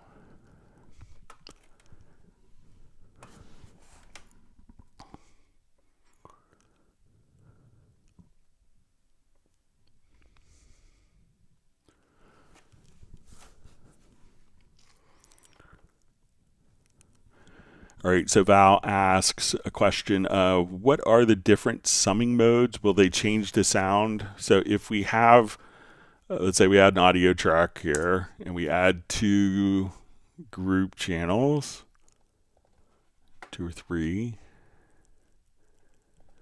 Okay, so now when I go to my direct outputs here, so we'll just look at it, we'll go to my setup sections. We use our direct routing. All right, so when we have our direct routing activated here, and we go to, let's say, just like our mix console settings. All right, so with direct routing summing mode unchecked on, I could say, okay, I want this to go to group 1. I want it to go to group 2. My stereo out, and group 3. So now I could send this only to one destination at a time. So it's kind of exclusive. Now once the direct routing summing is checked, now I could send this to multiple destinations.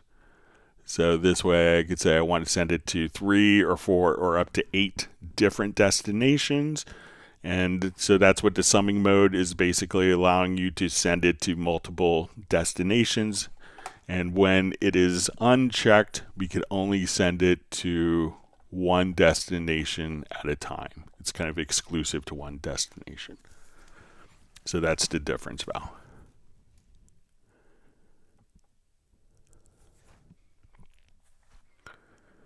Okay. See Michael Teams and Sable discussing Whataburger. It's a big Texas fast food chain for those who aren't from Texas. And everyone from Texas loves it. And people from California love In-N-Out Burger. And it's a big contentious fight to which one is best.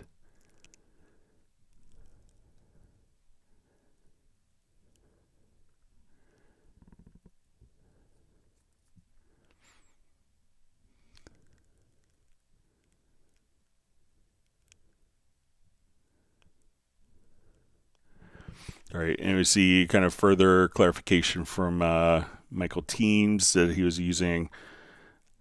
He just couldn't get a using the LA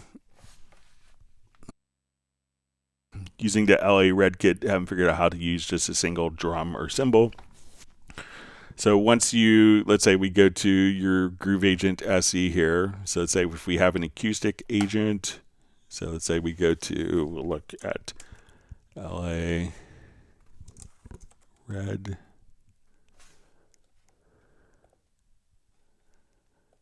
Okay, so now we have, okay, so this is still kind of like a beat agent kit, so it's more, all right. So now that if I wanted to come over here, so we see that, you know, we have patterns. So if we don't want to use the patterns, we don't activate them. Once we have the groove agent here, go to the drum map where it says no drum map, say create drum map from instrument. We will come over, I'm going to just convert this to MIDI here because we probably added it as a MIDI track. Then, so let's say I want to do just like a one measure pattern.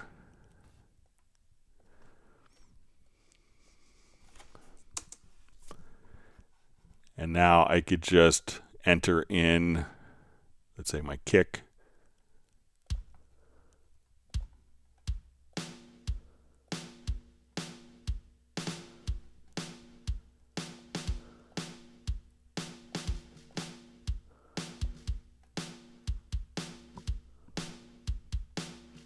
And then you could just put in the individual patterns.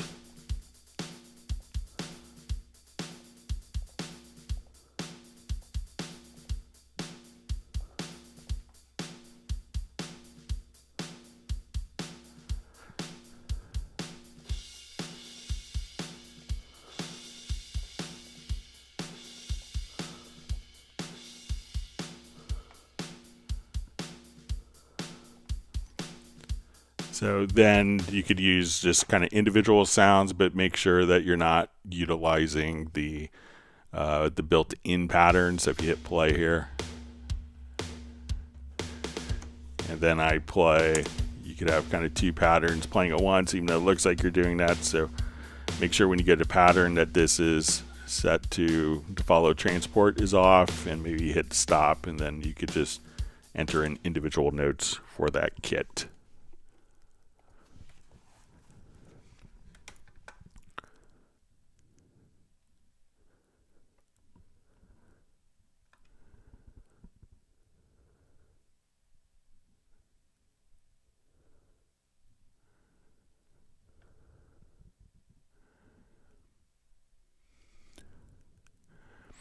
Okay, so just reading from Epi Chaos Sergio Falaguera. It says, is there Cubase an option to have stems like master?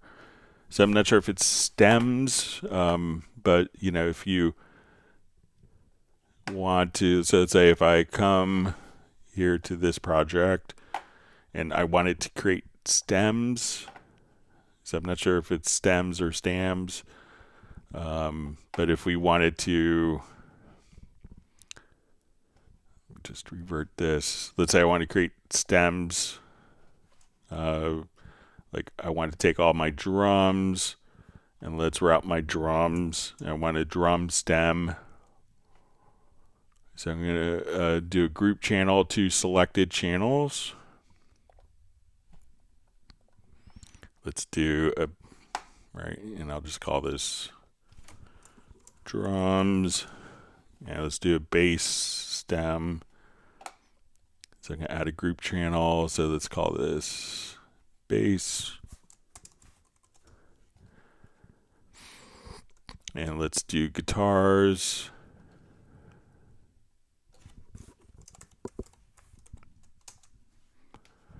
Okay, so now when I go to export audio mixdown, I'll just do kind of an abbreviated range here.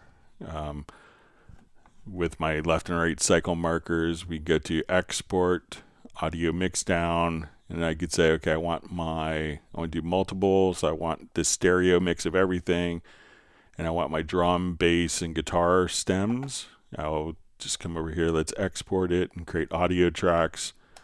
Let's export audio. Let's create a unique name for. And now when we come over here, we'll see our drums. So we come over here. This is just going to be our drums. And we'll say just, okay, now I want all my guitars in the stem. And if you want a master, everything could be in this particular group. So let me just...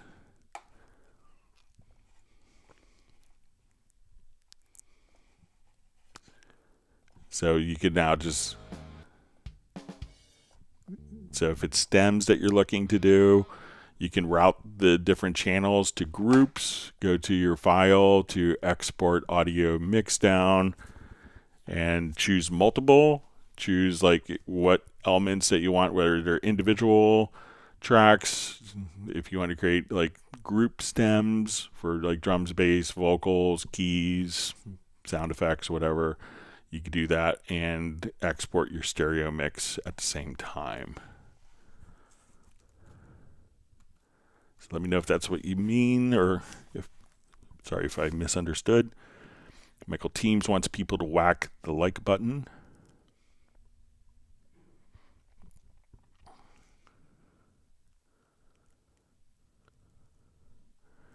All right, great to see Matt Elston on.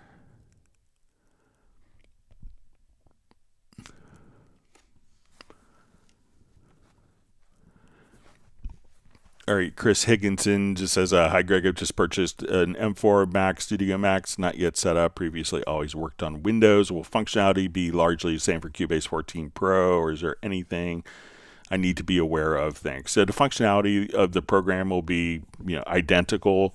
Things that may throw you off are kind of like the file system for, you know, knowing where to open and save files to, and your like your alt option, and like your modifier keys. You know, you'll have command and control. Often the command key is where the alt key is on Windows, and the control key. So you may have just a little bit of muscle memory for keyboard shortcuts, but the program will function, you know, identically between the platforms.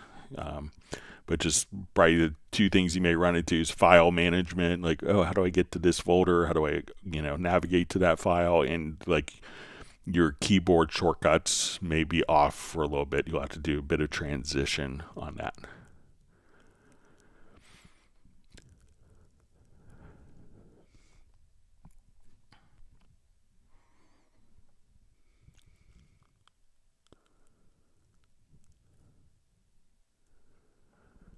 All right.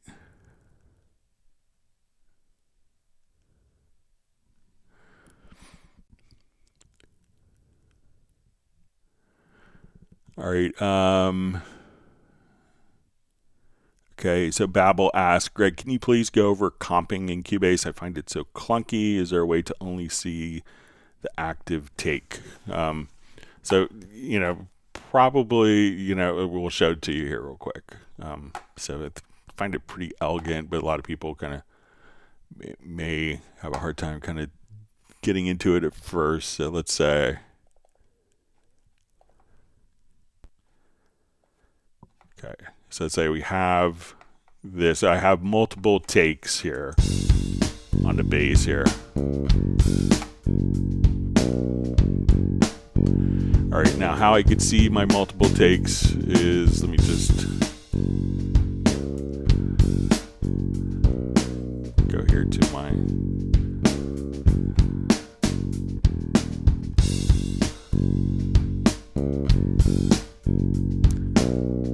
all right, let me just put this in. Sorry, let me just get my parameters set up here. Let's say,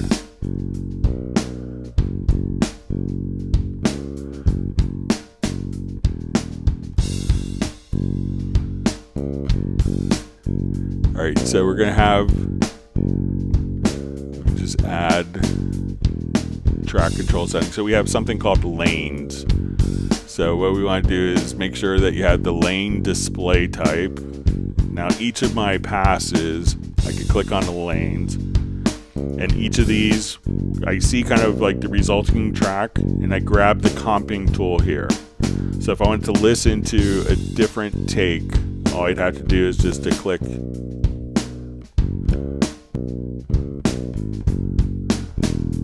so we say.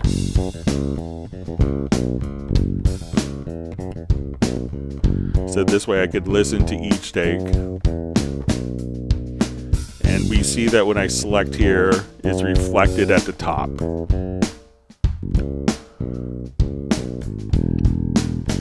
Now if I want to select different parts, so say I like the beginning of take 1, I can still keep this hand tool. This is the comp tool. I can say, okay, I like this phrase from takes 4, and then I want this from take 3.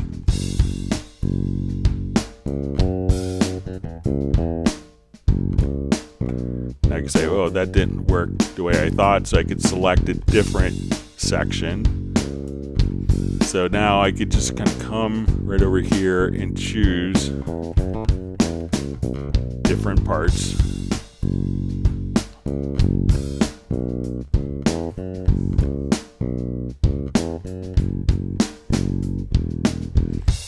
So let's say, okay, maybe I want to do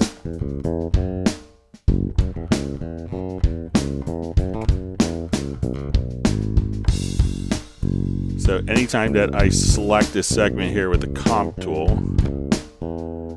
it is reflected at the top here.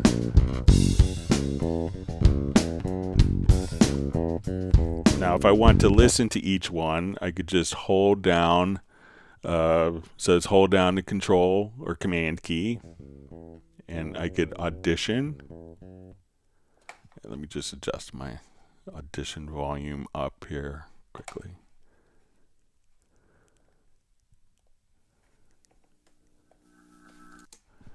All right, so now when I come, I could just come right over here, hold down the control. I could listen to each take and just choose one. I could also, you know, come over here and say, oh, I just want that to extend over. I made kind of the wrong cut here. So, you know, we could also just say, okay, I like this. So let me hold down the Alt or Option key. And right now I have this kind of set on snap. So I'm going to turn J off, or this icon. And then you could make just a really small incremental change to say, okay, I want that part right there. So as we do this, we could just build up our comp.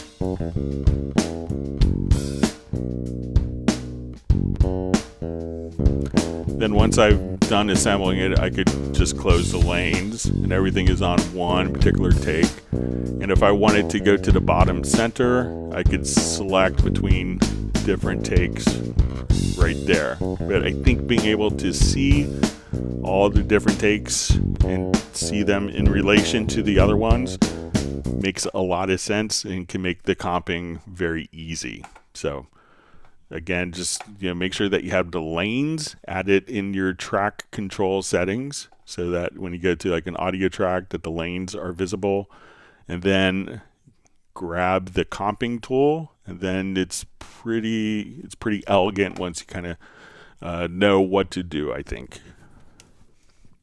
So let me know if that makes sense for you, Babel.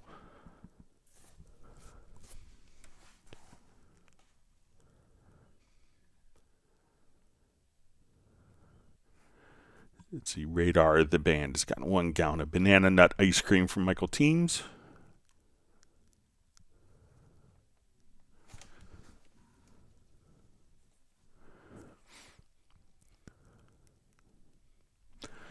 Okay, so Patrick Manuel A says, Greg, how can we use modulation for sound design, and what was the reaction from composer community? Because some say it's not useful for film composers, say it opens up a new door for sound designers. So I think most film composers have found it to be like, very helpful. Some people think film composers are always using orchestral libraries and stuff like that. And, there's a lot of that going on depending upon the project. But a lot of it is coming up with unique sounds that are kind of interesting and that are, accessible and unique.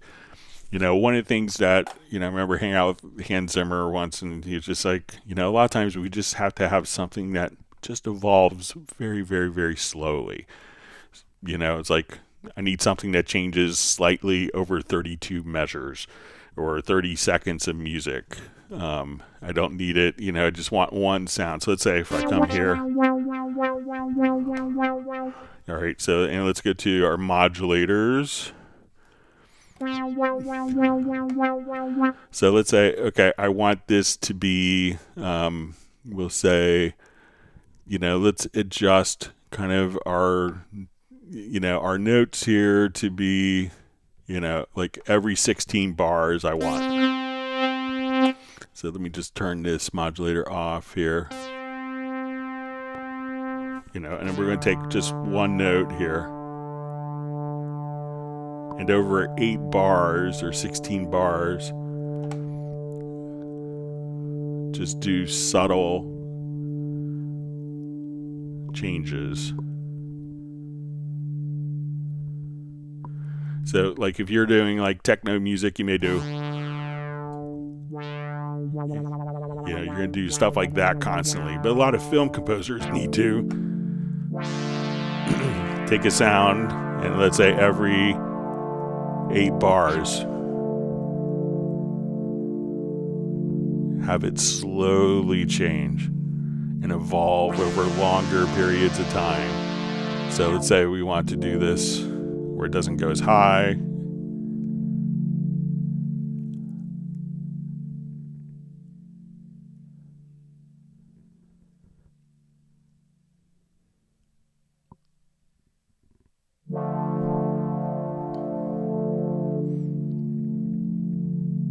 So there's a lot of stuff in sound design that kind of works that way for film composers. It's not necessarily like super sexy stuff, but let's say, you know, I want to come over here and just adjust, you know, maybe, so let's come over here. Let's say we want to do this, but very slow again. So every 2 bars.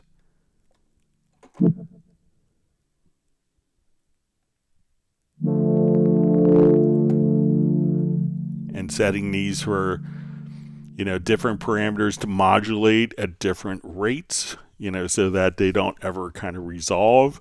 That's a typical film composer use of modulators, and the film composer community has been like really super happy with the modulators in Cubase. All right, I see from Fred Corey, just says, this is great, thank you.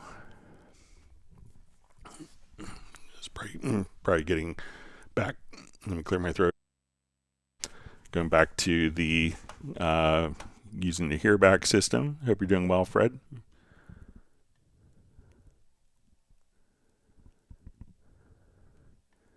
You can see people from Texas defending Whataburger. So, all right. So Robotic just says thank you, Greg.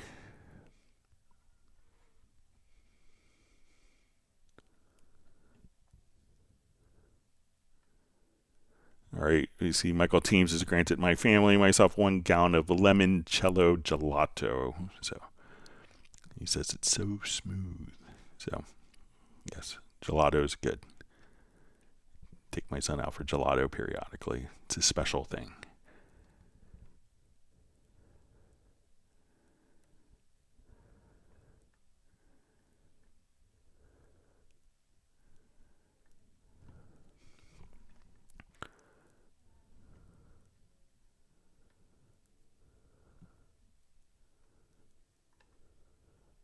All right, sorry, my chat field jumped on me. All right, I think I'm back. All right, Artem Belyakov asks, hello, Greg. Thank you for your work. Question, is it possible to increase the number of displayed words in the MIDI track names?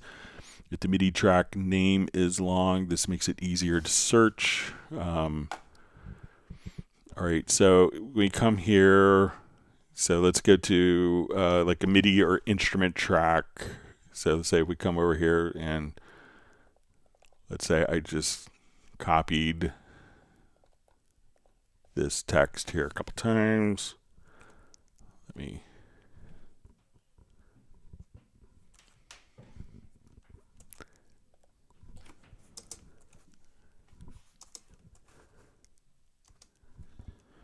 All right, so you say I copied the text a number of times, and but I think if we come over here, right click, and we go to the track control settings, and let's say for our instrument track, and we can say name, let's try adjusting, see if we could adjust the width here.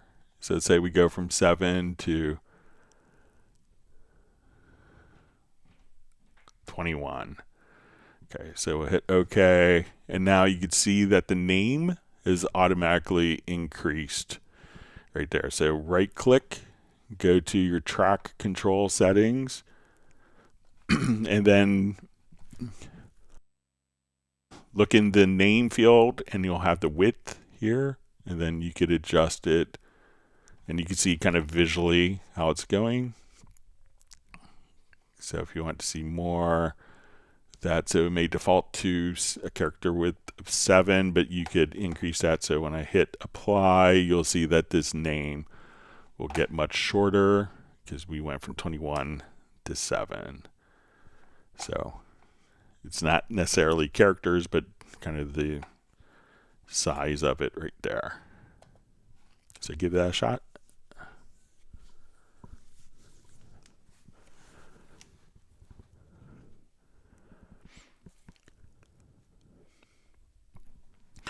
All right, Perry Michael Allen just says, hello from Amsterdam. I have a test coming up with Mr. Allen. Question, does plugin automation carry over to copy when dragging and dropping the plugin to offline processing? So the automation isn't going to, the plugin state itself is going to carry over. If you wanted to apply, so let's come over here. So let's say if we have, it's more of a static writing, but let's say if I have like this drum loop here,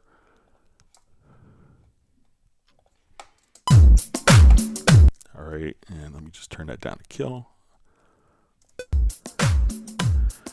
All right, and I wanted to do, let's just open up a plugin.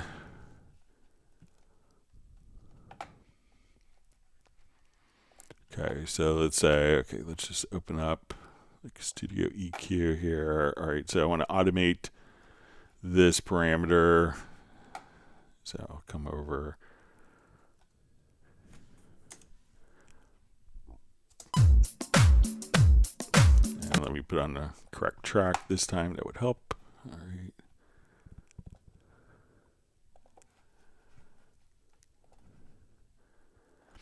All right, so I want to automate this. So let's say I want to automate the EQ frequency.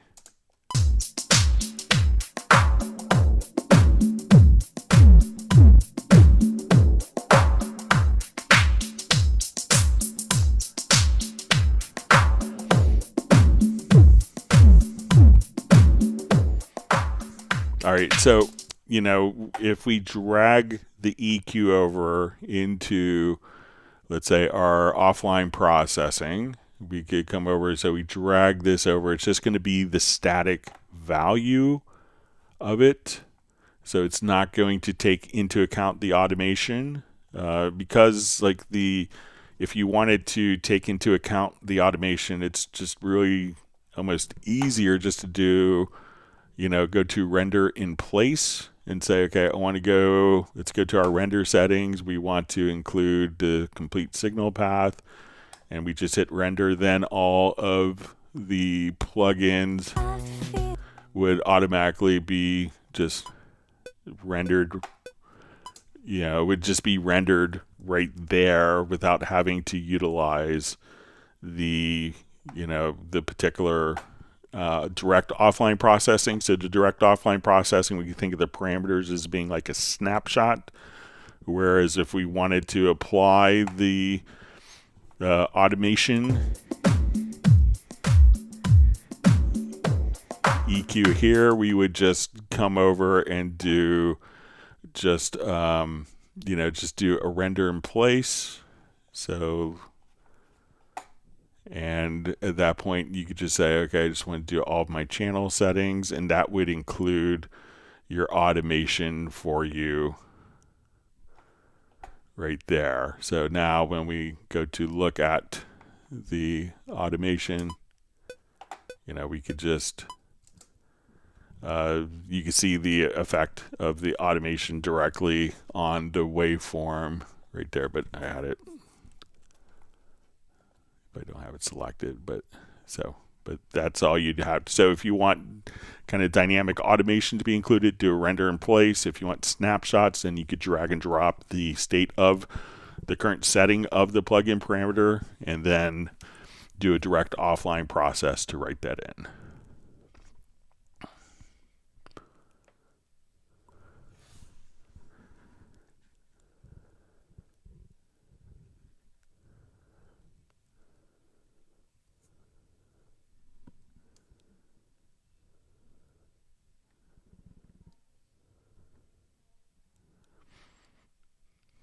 All right.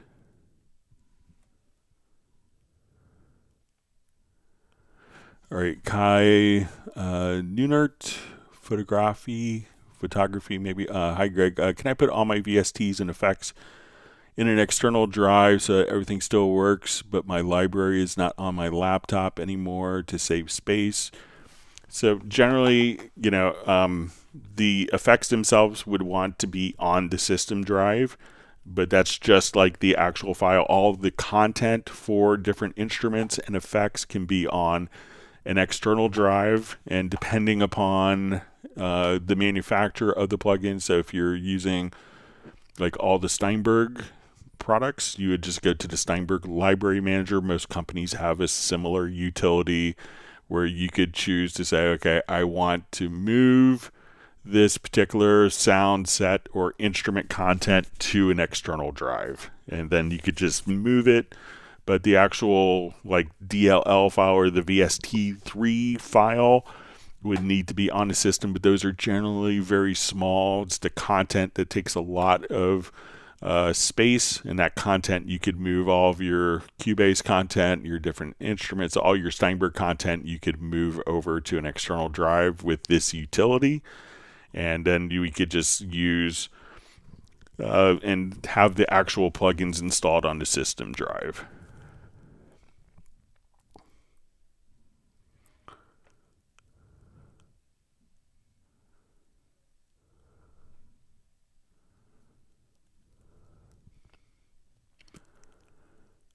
Okay.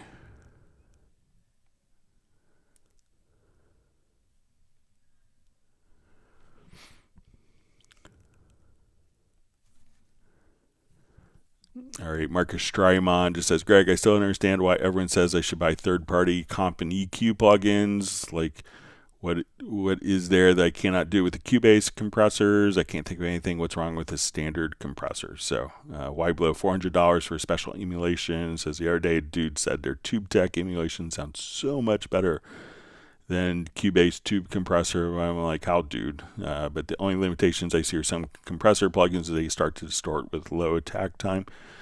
So obviously you could get great results.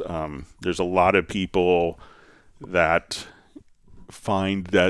feel the need to purchase something, or there's a lot of marketing from companies that is kind of laid out to, if only you had this one plugin that would fix all of your problems in your mix. You could obviously get incredible results with the included plugins. I remember speaking with Elliot Shiner, and his favorite EQ in the world, analog or digital, is the built-in stock Cubase channel EQ. And he's been incredibly successful. So from Toto Ford to Steely Dan to Fleetwood Mac to the Eagles, he's kind of a who's who of engineers. And his favorite EQ is the built-in studio EQ. So if you're getting great sounds, you're getting great sounds. Who cares how you get there,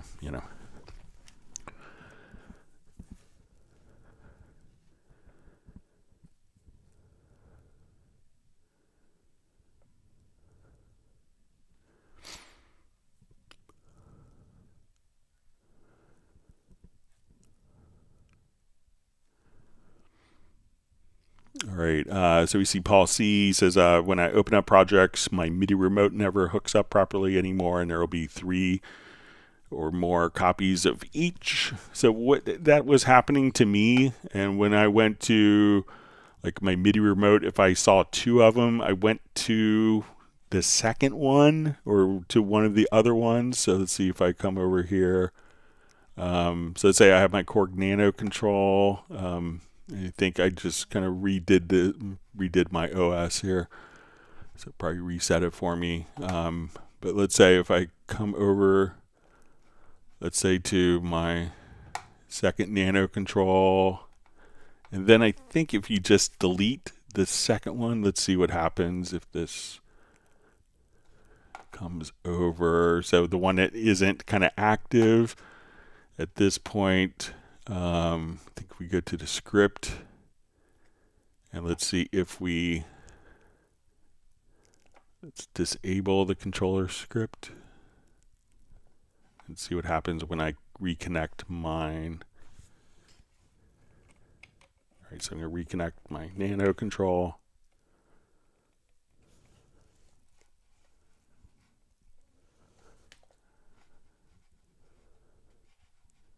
And maybe that was something where you could just kind of delete one of them. Let me just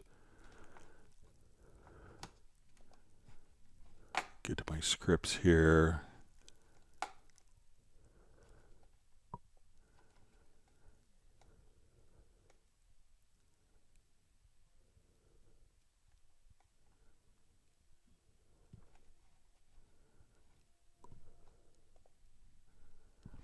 All right, so let me just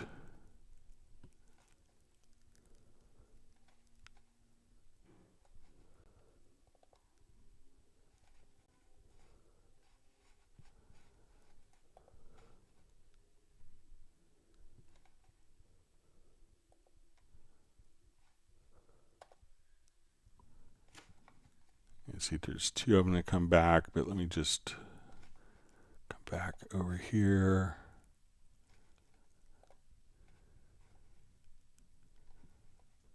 So here I have 2 different scripts, but let me just see if I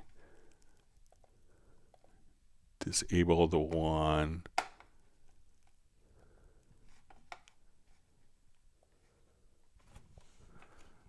Let me see what happens if I reconnect. But I think that there was, and I may have to, I think we covered this. Let me see if I come over here and remove the controller surface. Yeah, so try right-clicking in the upper right-hand corner, and then the ones that are inactive, try to remove. You'll see like a remove control surface, and then I think it'll disappear for you.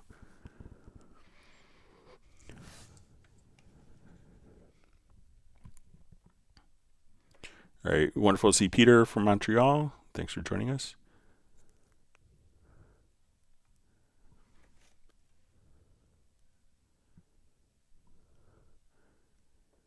Mark Rabin wants to put out an album of bluegrass unfinished songs composed during the live stream. I think Gareth used to take like little things, little musical examples I made up and write songs based on little motifs that were kind of randomly threw together, or a beat or something like that.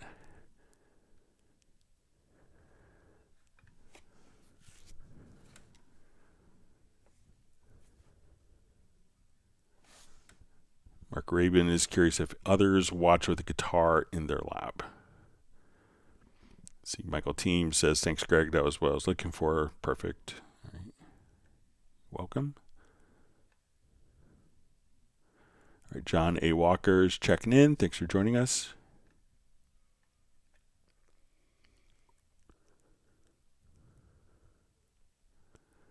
And John says, is In Search of My Life album's release. Congratulations. It's a lot of effort and intention that goes into making it.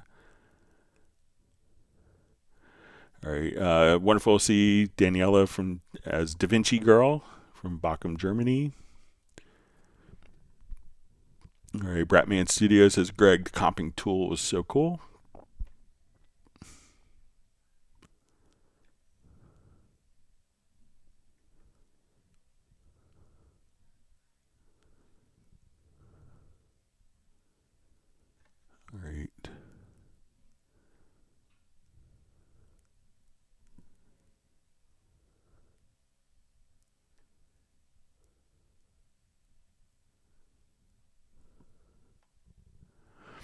All right, so DaVinci Girl says Cubase have not really tools for collaboration with different studios. This is my experience. I get crazy to convert from different studios made content to bring it to Cubase. Well, you know, so we support open standards like DAW Project, OMF, AAF, you know, so, and if you have Nuendo, you could do OpenTL or AES-3.1. So for all this, you know, for all the standards that are available for project interchange, Cubase, you know, uses those, and we're the first third-party product to support DAW Project, which we have in Cubase, Nuendo, Cubasis, and VST Live. So maybe it's the other tools that don't allow for collaborations that they're being used by the other studios.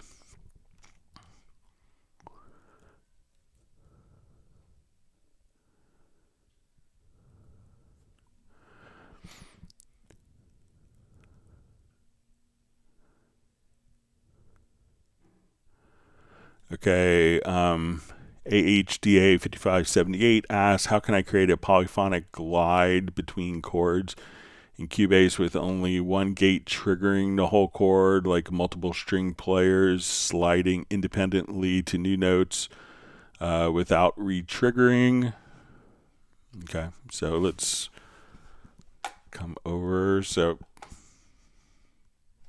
let me just...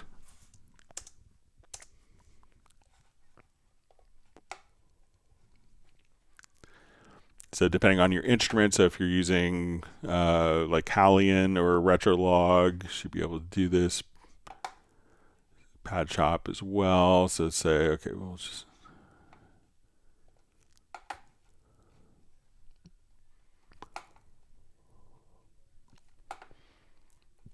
All right, so let's come over here. Let's just do like a single instrument.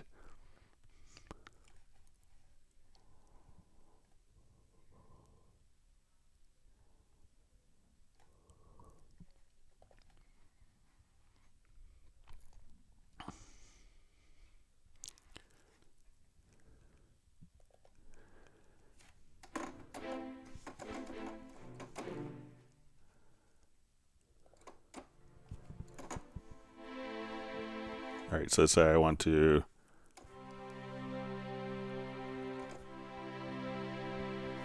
All right, so I'll just kind of record a quick chord like that.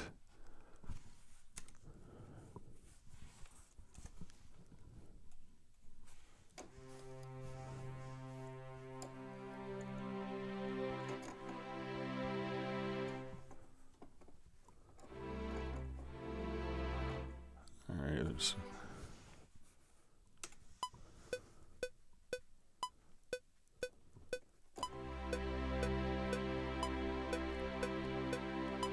All right, so let's say I just have this chord.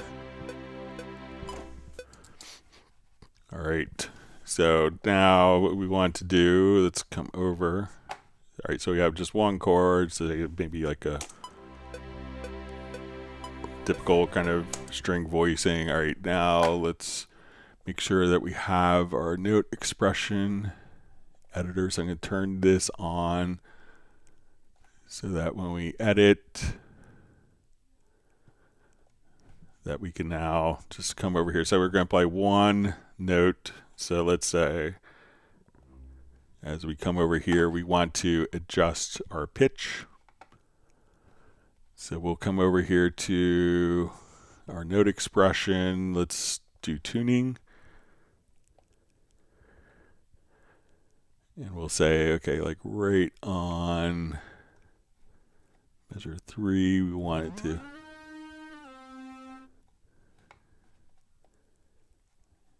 All right, let me just do...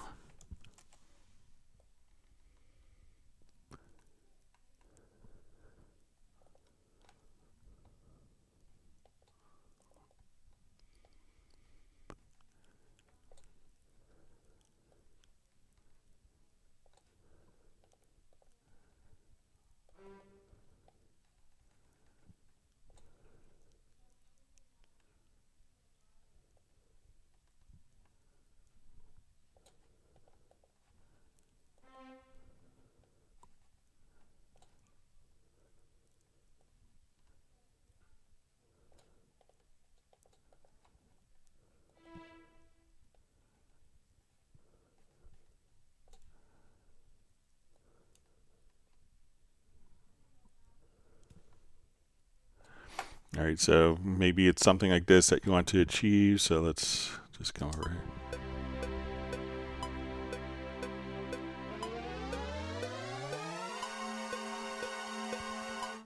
So just a clumsy, quick example, but now when we kind of look at it, we could just do and kind of show the note expression data in principle so that you could write those things in. And then if you have a MIDI controller, you could, use Aftertouch to write in the pitch shift if you wanted to.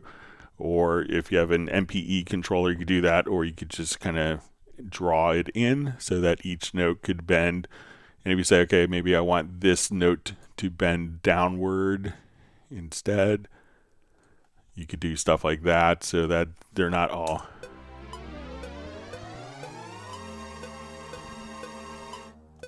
So each one doesn't have to go the same direction, that each pitch shift could be done for every single. So let's say I want this to go down, then up on the bass. So we could now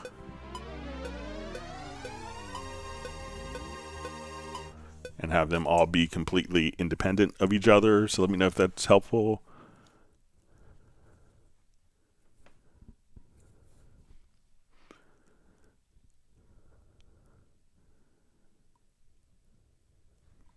All right. Wonderful to see Brian Sawyer from Yuma, Arizona on his new studio. Hope your studio transition is going well for you, Brian.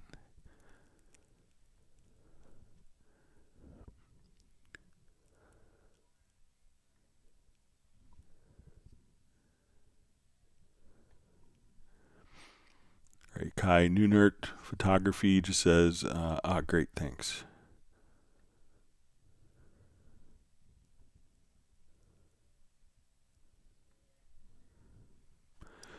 All right, so DaVinci Girl says there's Logic much more comfortable, and I'm scared by Steinberg policy with their VST3.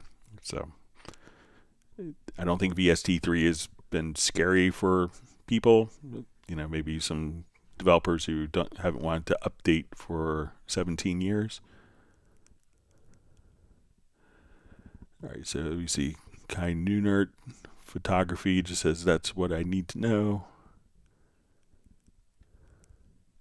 All right, and ARA as well. So DaVinci Girl is worried about the ARA, so shouldn't scare you.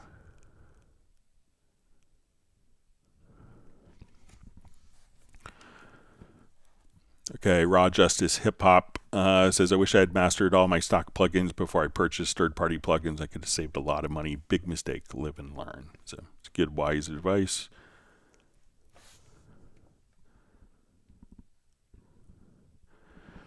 All right, so we see from DaVinci Girl, it says VST3 makes a lot of users' lives much more complicated and special. There is no way back. So I think it's simplified a lot of people's lives and made their systems more stable. And it has been around now for over 17 years. So I think the industry has migrated towards that without any qualms.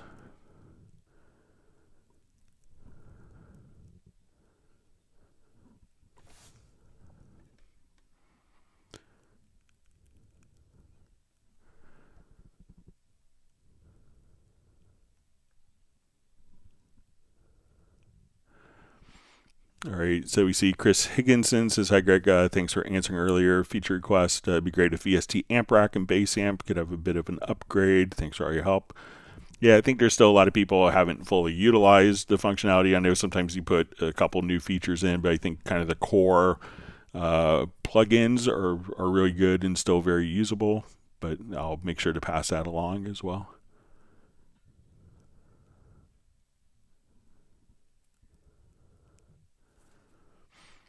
All right, Chris Higginson says, hi Greg, thanks for answering earlier. Feature requests would be great if VST amp rack and bass amp could have, okay, sorry, just read that.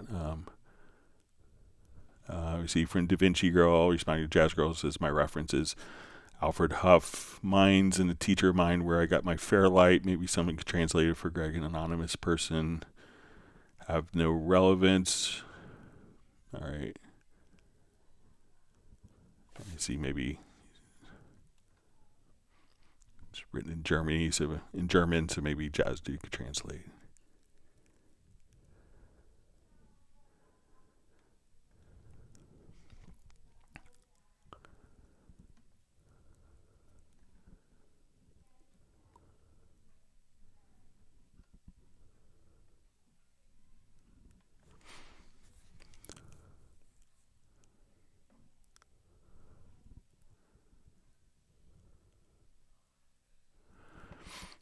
All right, I think this might be from Alexander. It says, question, I create a pattern event and load Groove Agent with Simon Phillips Jazz Brush load kit with the pattern, and when I drag this pattern to MIDI, it looks like the MIDI event and no pattern event. Why? All right, so let's come over here. I'll just mute that. Let's come here, say, okay, let's add an instrument track. So I'm going to add a Groove Agent SE, and I'm going to create a pattern event here. Okay, so let's do that. Let's load up kind of like a Simon Phillips Jazz.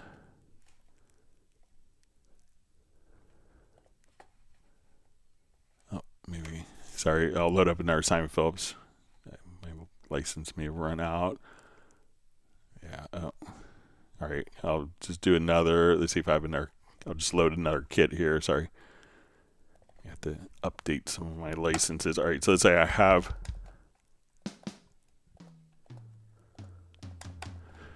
Okay, so at this point, I'm going to go to my drum map, and let's create drum map. I'm going to add some additional patterns here, some additional notes.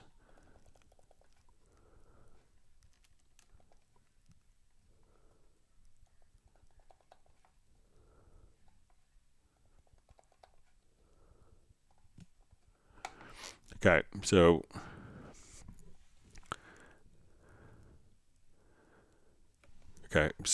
I'm going to, let's say we'll come over and I will just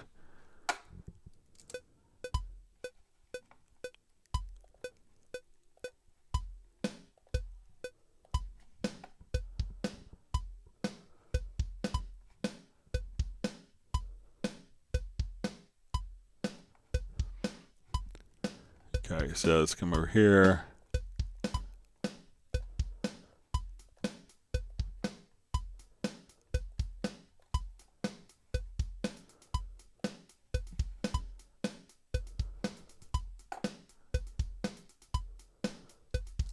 Here, let me just set my loop here to be even number of bars.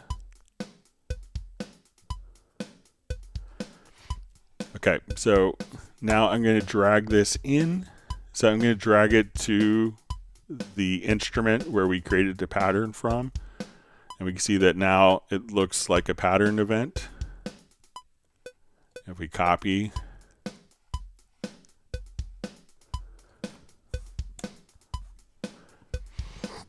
and then to get it to a MIDI event, we could just kind of right click on the selected ones and they'll all convert.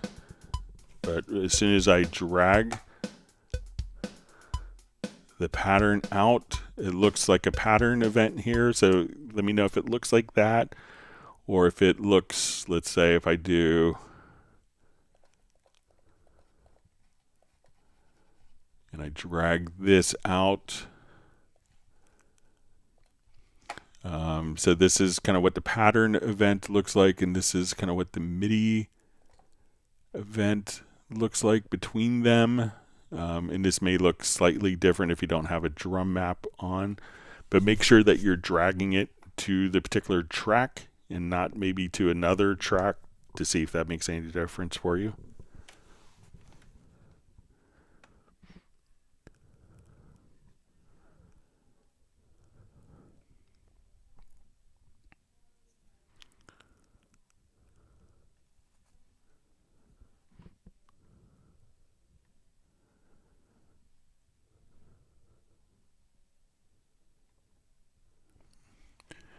Okay, so we see HDA 5578 says, thanks Greg for the detailed answer. The problem is that it's impossible to be precise and guess what chord I'm doing with this pencil. I hope in the next version someone will think about it. So a lot of times it's, intended not necessarily for drawing it in, but to have your external MIDI controller control it so that you could do it by ear as well.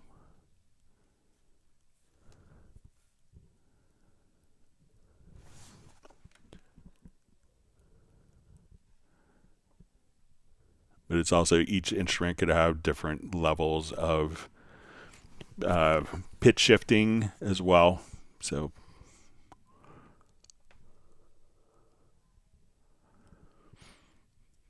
all right, so Bratman Studio says, I'm playing with Pad Shop for the first time. What an amazing instrument. Yes, I've had other hardware since, but by these plugins should be experiment with before buying more stuff.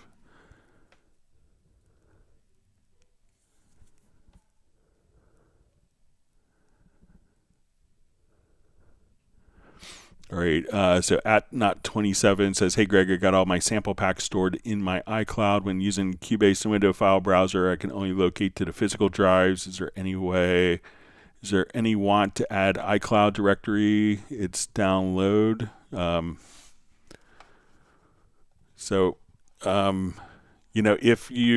lot of times, like our office, we use Ignite, so sometimes using an iCloud or a cloud-based system may not guarantee kind of predictability with speeds.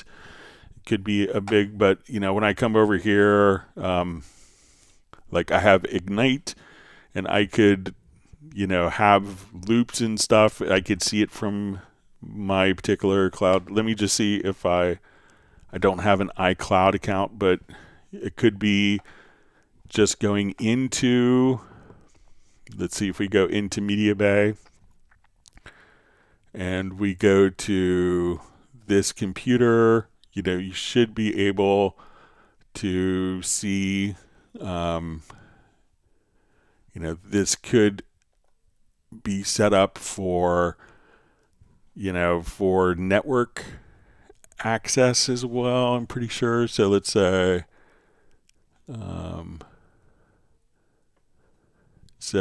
make sure, so let's say if you go to,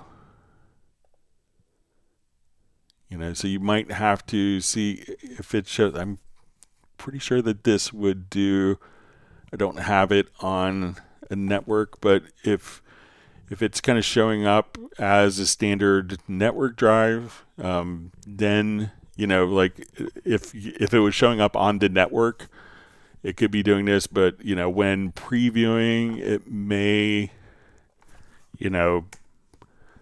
want it to be on, not on a cloud-based network. So if you have the opportunity to put it on a local drive, I think that would always be better.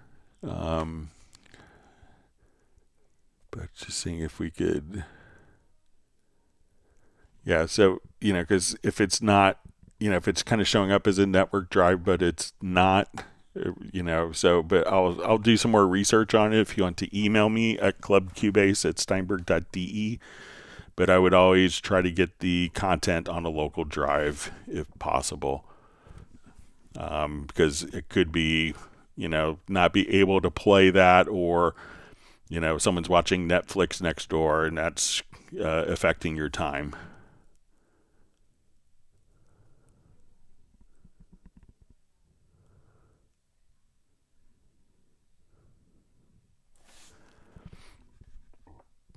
All right, so you see DaVinci Girl just says she just wants to be backward compatible. So once again, you can run VST2 plugins in Cubase 14 if you're on Windows. So, and if you have an older system that's maybe based on Windows 7, or I know people that have Euphonics controllers that are really inexpensive now, or Euphonics consoles that they spent $700,000 on in a day, that are stuck at Windows XP as kind of the basis for the console, and that's kind of the choice that they made when picking that console, that it could not be updated someday because it was based on an old operating system.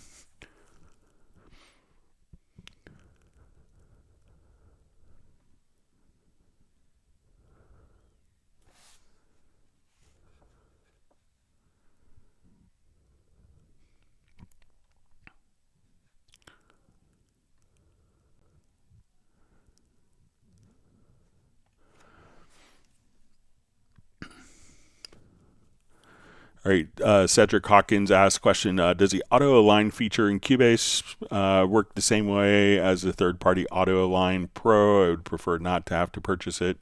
So I haven't used the third-party plugin. I haven't felt the need to use it. So that may be an indication that, so I would definitely try the built-in tools. I think that you may find them to work really well, and maybe you could put your money elsewhere.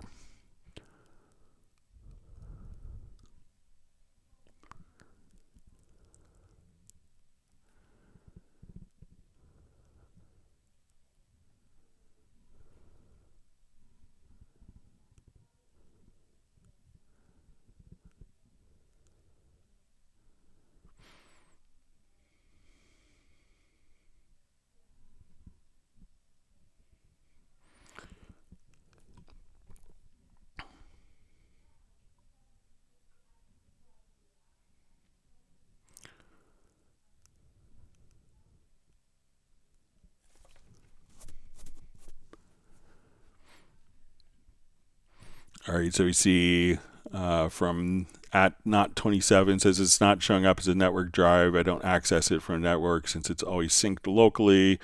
With RDAWs, they just open a Finder dialog and can find it from there. So I'll do some more research on it, but sometimes it could be problematic. Like, I had a friend who got all of his content in the cloud, and then nothing was working, and it was just kind of a nightmare. So I would try to avoid it if you could, but you should be able to access the local content.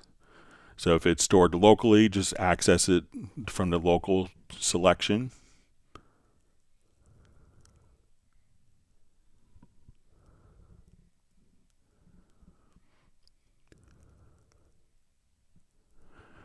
All right, Keith Young asks, says, hello, Greg, running Cubase 14. Now that the dongle is gone, how do you get a second copy of Cubase 14 on another computer? Thank you. So you would just go to the Steinberg Activation Manager. So you could run your Cubase on up to 3 computers. So install Cubase on your other computer using the Steinberg download assistant. So come over to your Steinberg download assistant.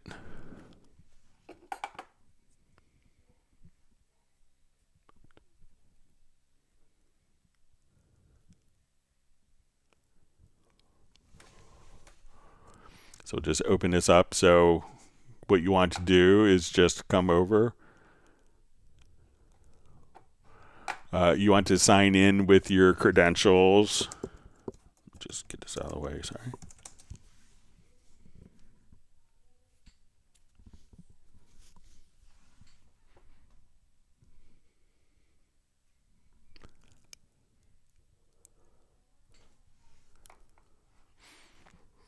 And so once you go to your My Account, you log in with your credentials, and then all you have to do is go to the Activation Manager, and at that point, log in with your My Steinberg credentials.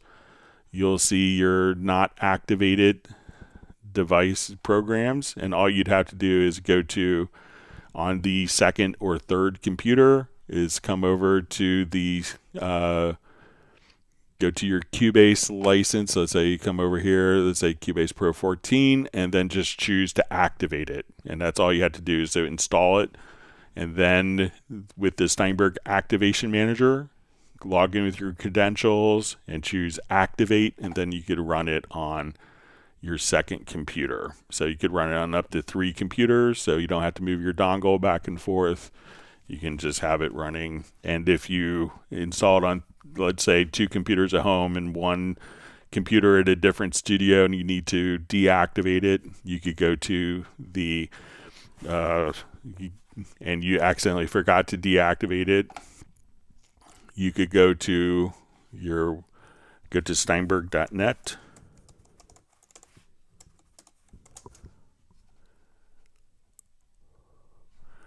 And then when you go to your My Steinberg, you could also just come over here and then you'll see deactivate licenses on unavailable computers, and you could remotely deactivate your license. So go to the Steinberg Activation Manager and then just simply activate it after installing, and you should be all set. Great to see you on, Keith. Hope you're well. All right, so we have Tiago checking in from Brazil. Thanks for joining us. All right, the artist knows love is giving a big thumbs up. All right, so let's get to a couple of questions that were mailed in advance.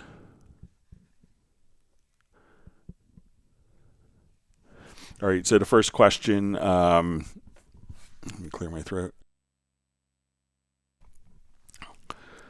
All right, was how to get Groove Agent instrument names in the pattern editor. All right, so sometimes when we're starting, let's just add an instrument track. We'll do Groove Agent, and I'm going to make it a pattern based. Okay, so one of the things that people want to do is let's come over here. Let's load a kit. Okay, so now let's say we have a pattern. So let's say we have our kit loaded up and we have different instrument sounds.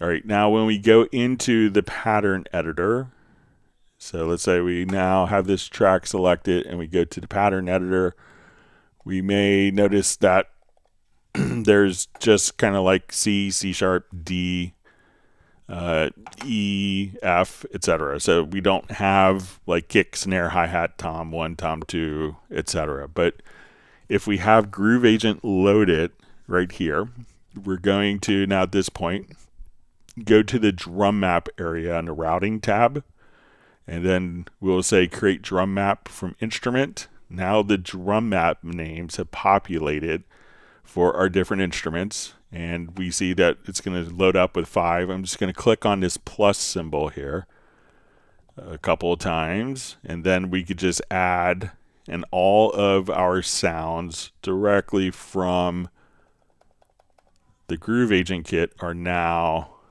loaded in, and we can see the exact same sound, so we could start to program our sounds and program using the Groove Agent sounds in the pattern editor and not have to guess at what sound is on what lane.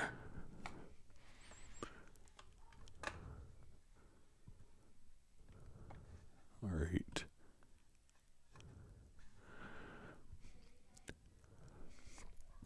All right. Next question.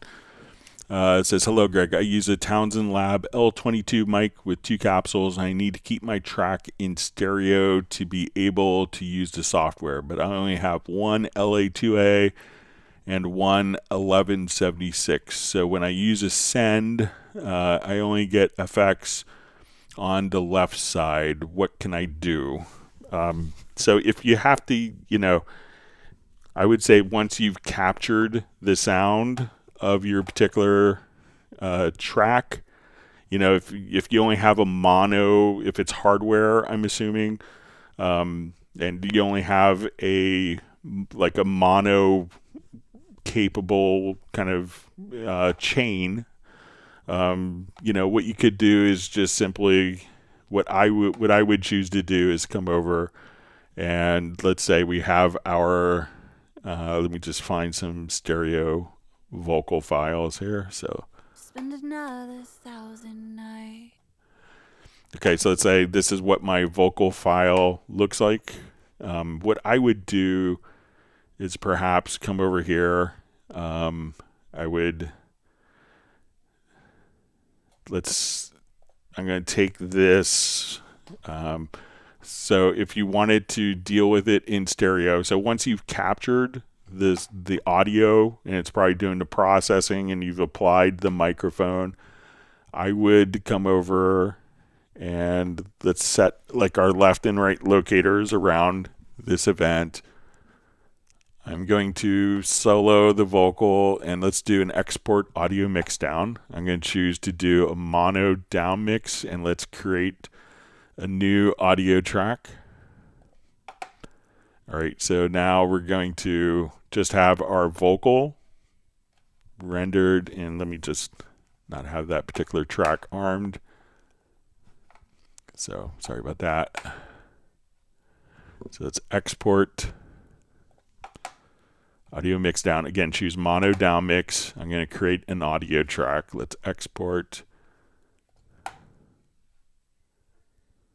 Okay, so now we have the mono version of our vocal. I would come here and say, let's do a new track version, and then move this. And now what you can do is, here's the original vocal in stereo if you need to do any additional processing, and then we could come over here and have the mono vocal automatically go into your, let's say, your mono hardware effects chain processing. So at this point, we could always go back to our original file if we need to change any processing in the Townsend Labs, or we can now have it automatically summed to mono, and then you can run it through your analog chain if necessary. So let me know if that's helpful for you. You could always buy more hardware, I guess. It's typical.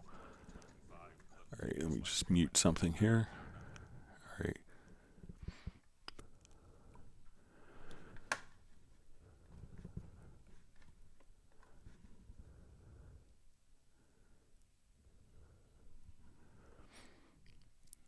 All right. See, Graham Witcher just says, revelation a day for me, Greg, the pattern editor and the drum map routing from Groove Agent that you just demonstrated. Thank you. So, all right. See, Bratman Studio just says, I think we're in withdrawals because of no Zoom meetup last time. Waiting for update about Michael Team's Kurzweil keys in my ice cream. What is that? Limoncello. All right. All right. See, Graham Witcher's wishing Michael Teams well. All right. Let me go back to some more questions here. All right. All right. So it says, hey, Greg, I'm in Cubase 14 Pro. I'm in a Mac M1 trying to export a 14-minute video from my project, including music I've composed for the video. Every time I export, then play the video file, the video and audio work fine till 4 minutes mark, at which point the exported video freezes, but the audio keeps playing and will keep playing all the way through the end unless I press a button on the media player, at which point the audio restarts to where the video frame froze. I wondered if there was a heavy CPU usage at 4 minutes that was causing this. So as a workaround attempt, I created a new Cubase project with only the video on it, exported the audio separately from the original project, imported that audio into the video only project, and tried to export the video audio from the new video only project, and there would be no big amount of processing needed for the audio mixdown. Unfortunately, I got the same result with freezing video at 4 minutes. I'd very much appreciate any suggestions or solutions or workarounds, and ultimately would love a Cubase update that would address this. Thanks in advance. So one is, check which actual video codec that you're using. So there could be limitations within the codec, and there's two different ways of exporting to video in Cubase. So let me just import a quick video file here. So Cubase can render a new video file. See what happens if you actually played the video in Cubase. So as opposed to playing it in a different video player as a control. So if we have a video file and we wanted to export, so let me just come over here and I'll match the frame rate. One, make sure you have the matched frame rate. So one of the things that you could do also, so when we go to File and we go to Export Video, so, we could create an entire new video, and sometimes this video file could be large in size. So it's often much larger in size than typically what people had had gotten. So when we choose to render a new video file, you may get a large file, and that large file may not work with the particular codec that you're using, or the playback may not reference it. So video files are unlike audio files in that audio files are standard, and will, a WAV file will play back in any device and be able to, it's a standard file format, but a video file could have a myriad, hundreds, thousands of different codec combinations and container types. One other method to do is, instead of rendering the video file itself, is you could choose to replace the audio in a video file. So this doesn't render the video, but just simply replaces the audio in your project. So if you have the original video file, rename the video file, import that into Cubase, and try just to click on replace the audio in the video, because that doesn't affect the original video information, but just replaces the audio with the audio without having to regenerate an entire new video. So try the replace audio in video file and see if that makes a difference for you.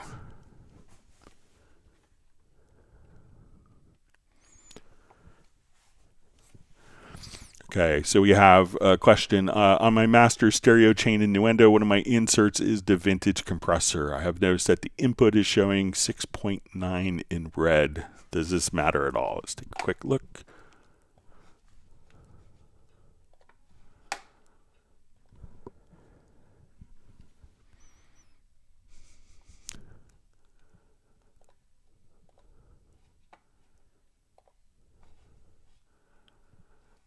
All right, so let's say if, so I would say that it's probably, let's say if we come here. Another 1,000 nights. Spend another 1,000 nights. All right, so let's say if we're just doing our input here. Spend another 1,000 nights. Spend another 1,000. So I'm not sure if it's here that where you're seeing that, but I mean, you could always. Spend another 1,000 nights. So let's see if we reset that. Spend another 1,000 nights. So, it could also, I wouldn't worry about it if you're not hearing the distortion, but, and plus if it's on you mentioned that it's on a master chain, so there's probably other dynamics plugins or other plugins after that could, if there was any distortion, that might catch it there, but I wouldn't think that you'd have to worry about it. So just kind of go by your ear, and that will give you kind of the best indication. All right, let's jump back to our live questions.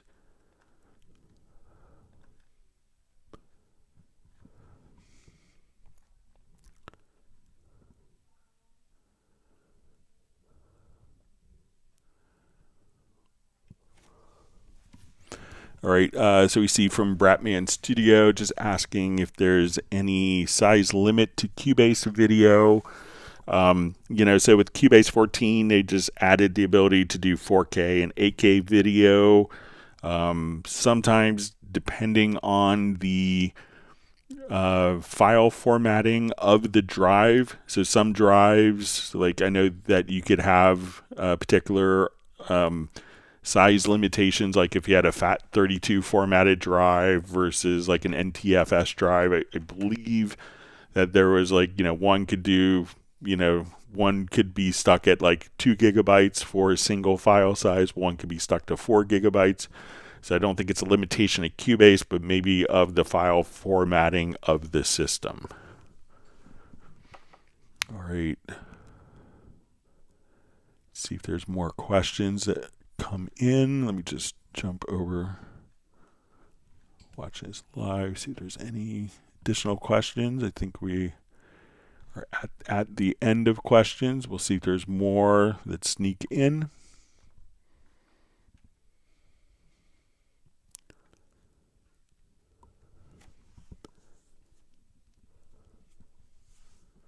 everyone's getting good with their Cubase and familiar with it.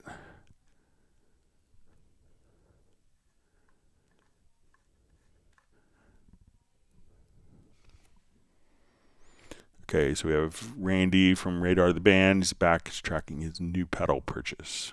So let us know what pedal you got.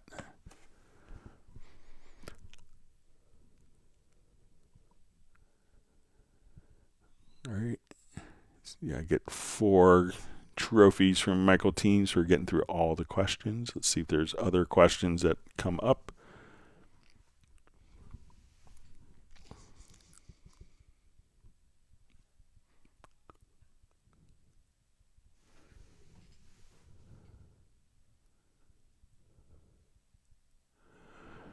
All right, so we see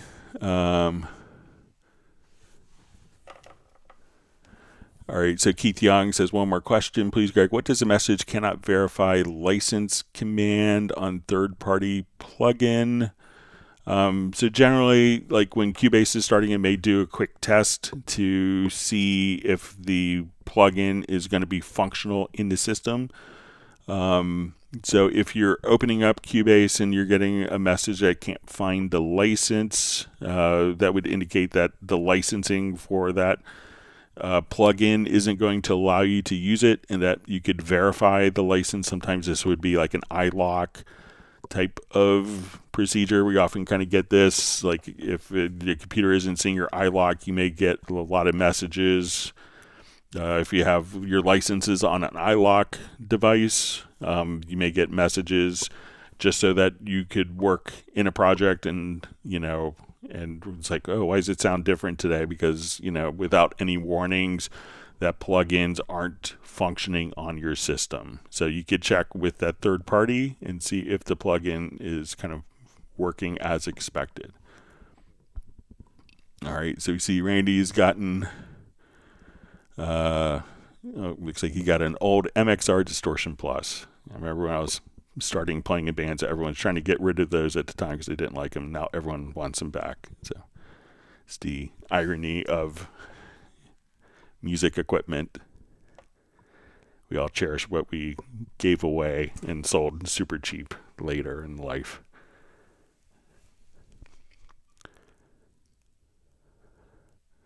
Okay, Michael Teams is saying, as usual, he's spaced on his other questions. Peter just sends a nice comments and has fewer questions because we have such a great teacher. So I hope that everyone's learned something. We'll give it a couple more minutes. If not, we could wrap up a little early. All right, we have Hoy Boy just sending greetings from San Gabriel. Thanks for joining.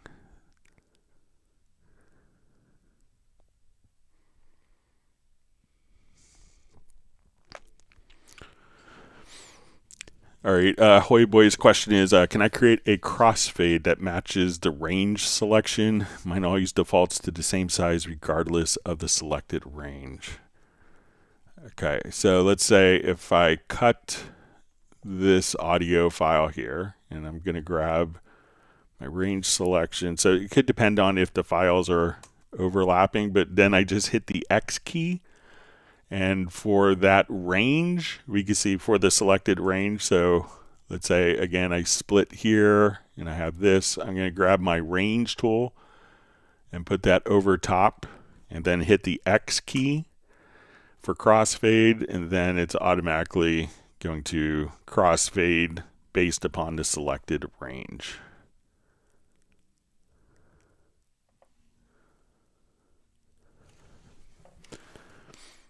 All right, so Michael Teen says Greg is right, probably about like our emotional connections to equipment that we gave up.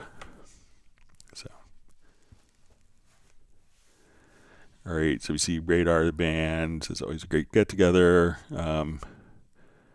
So Bratman Studio says, what do you think about a small 6-minute class per week on a special subject? Just let me know. We could always do that, but any questions that you have, we could do a 6-minute discussion on, if you want to email a particular topic that you want to cover, just ask in the live stream, be happy to go through it.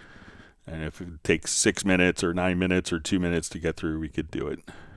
All right, so Peter, just wishing everyone a great evening.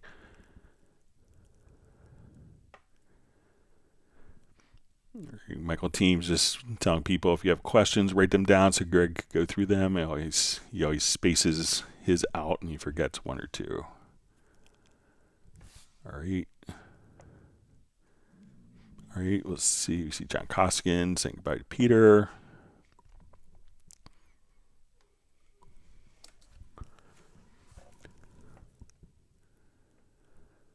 All right, we'll see if there's any other questions that sneak in. If not, we'll wrap up a little early.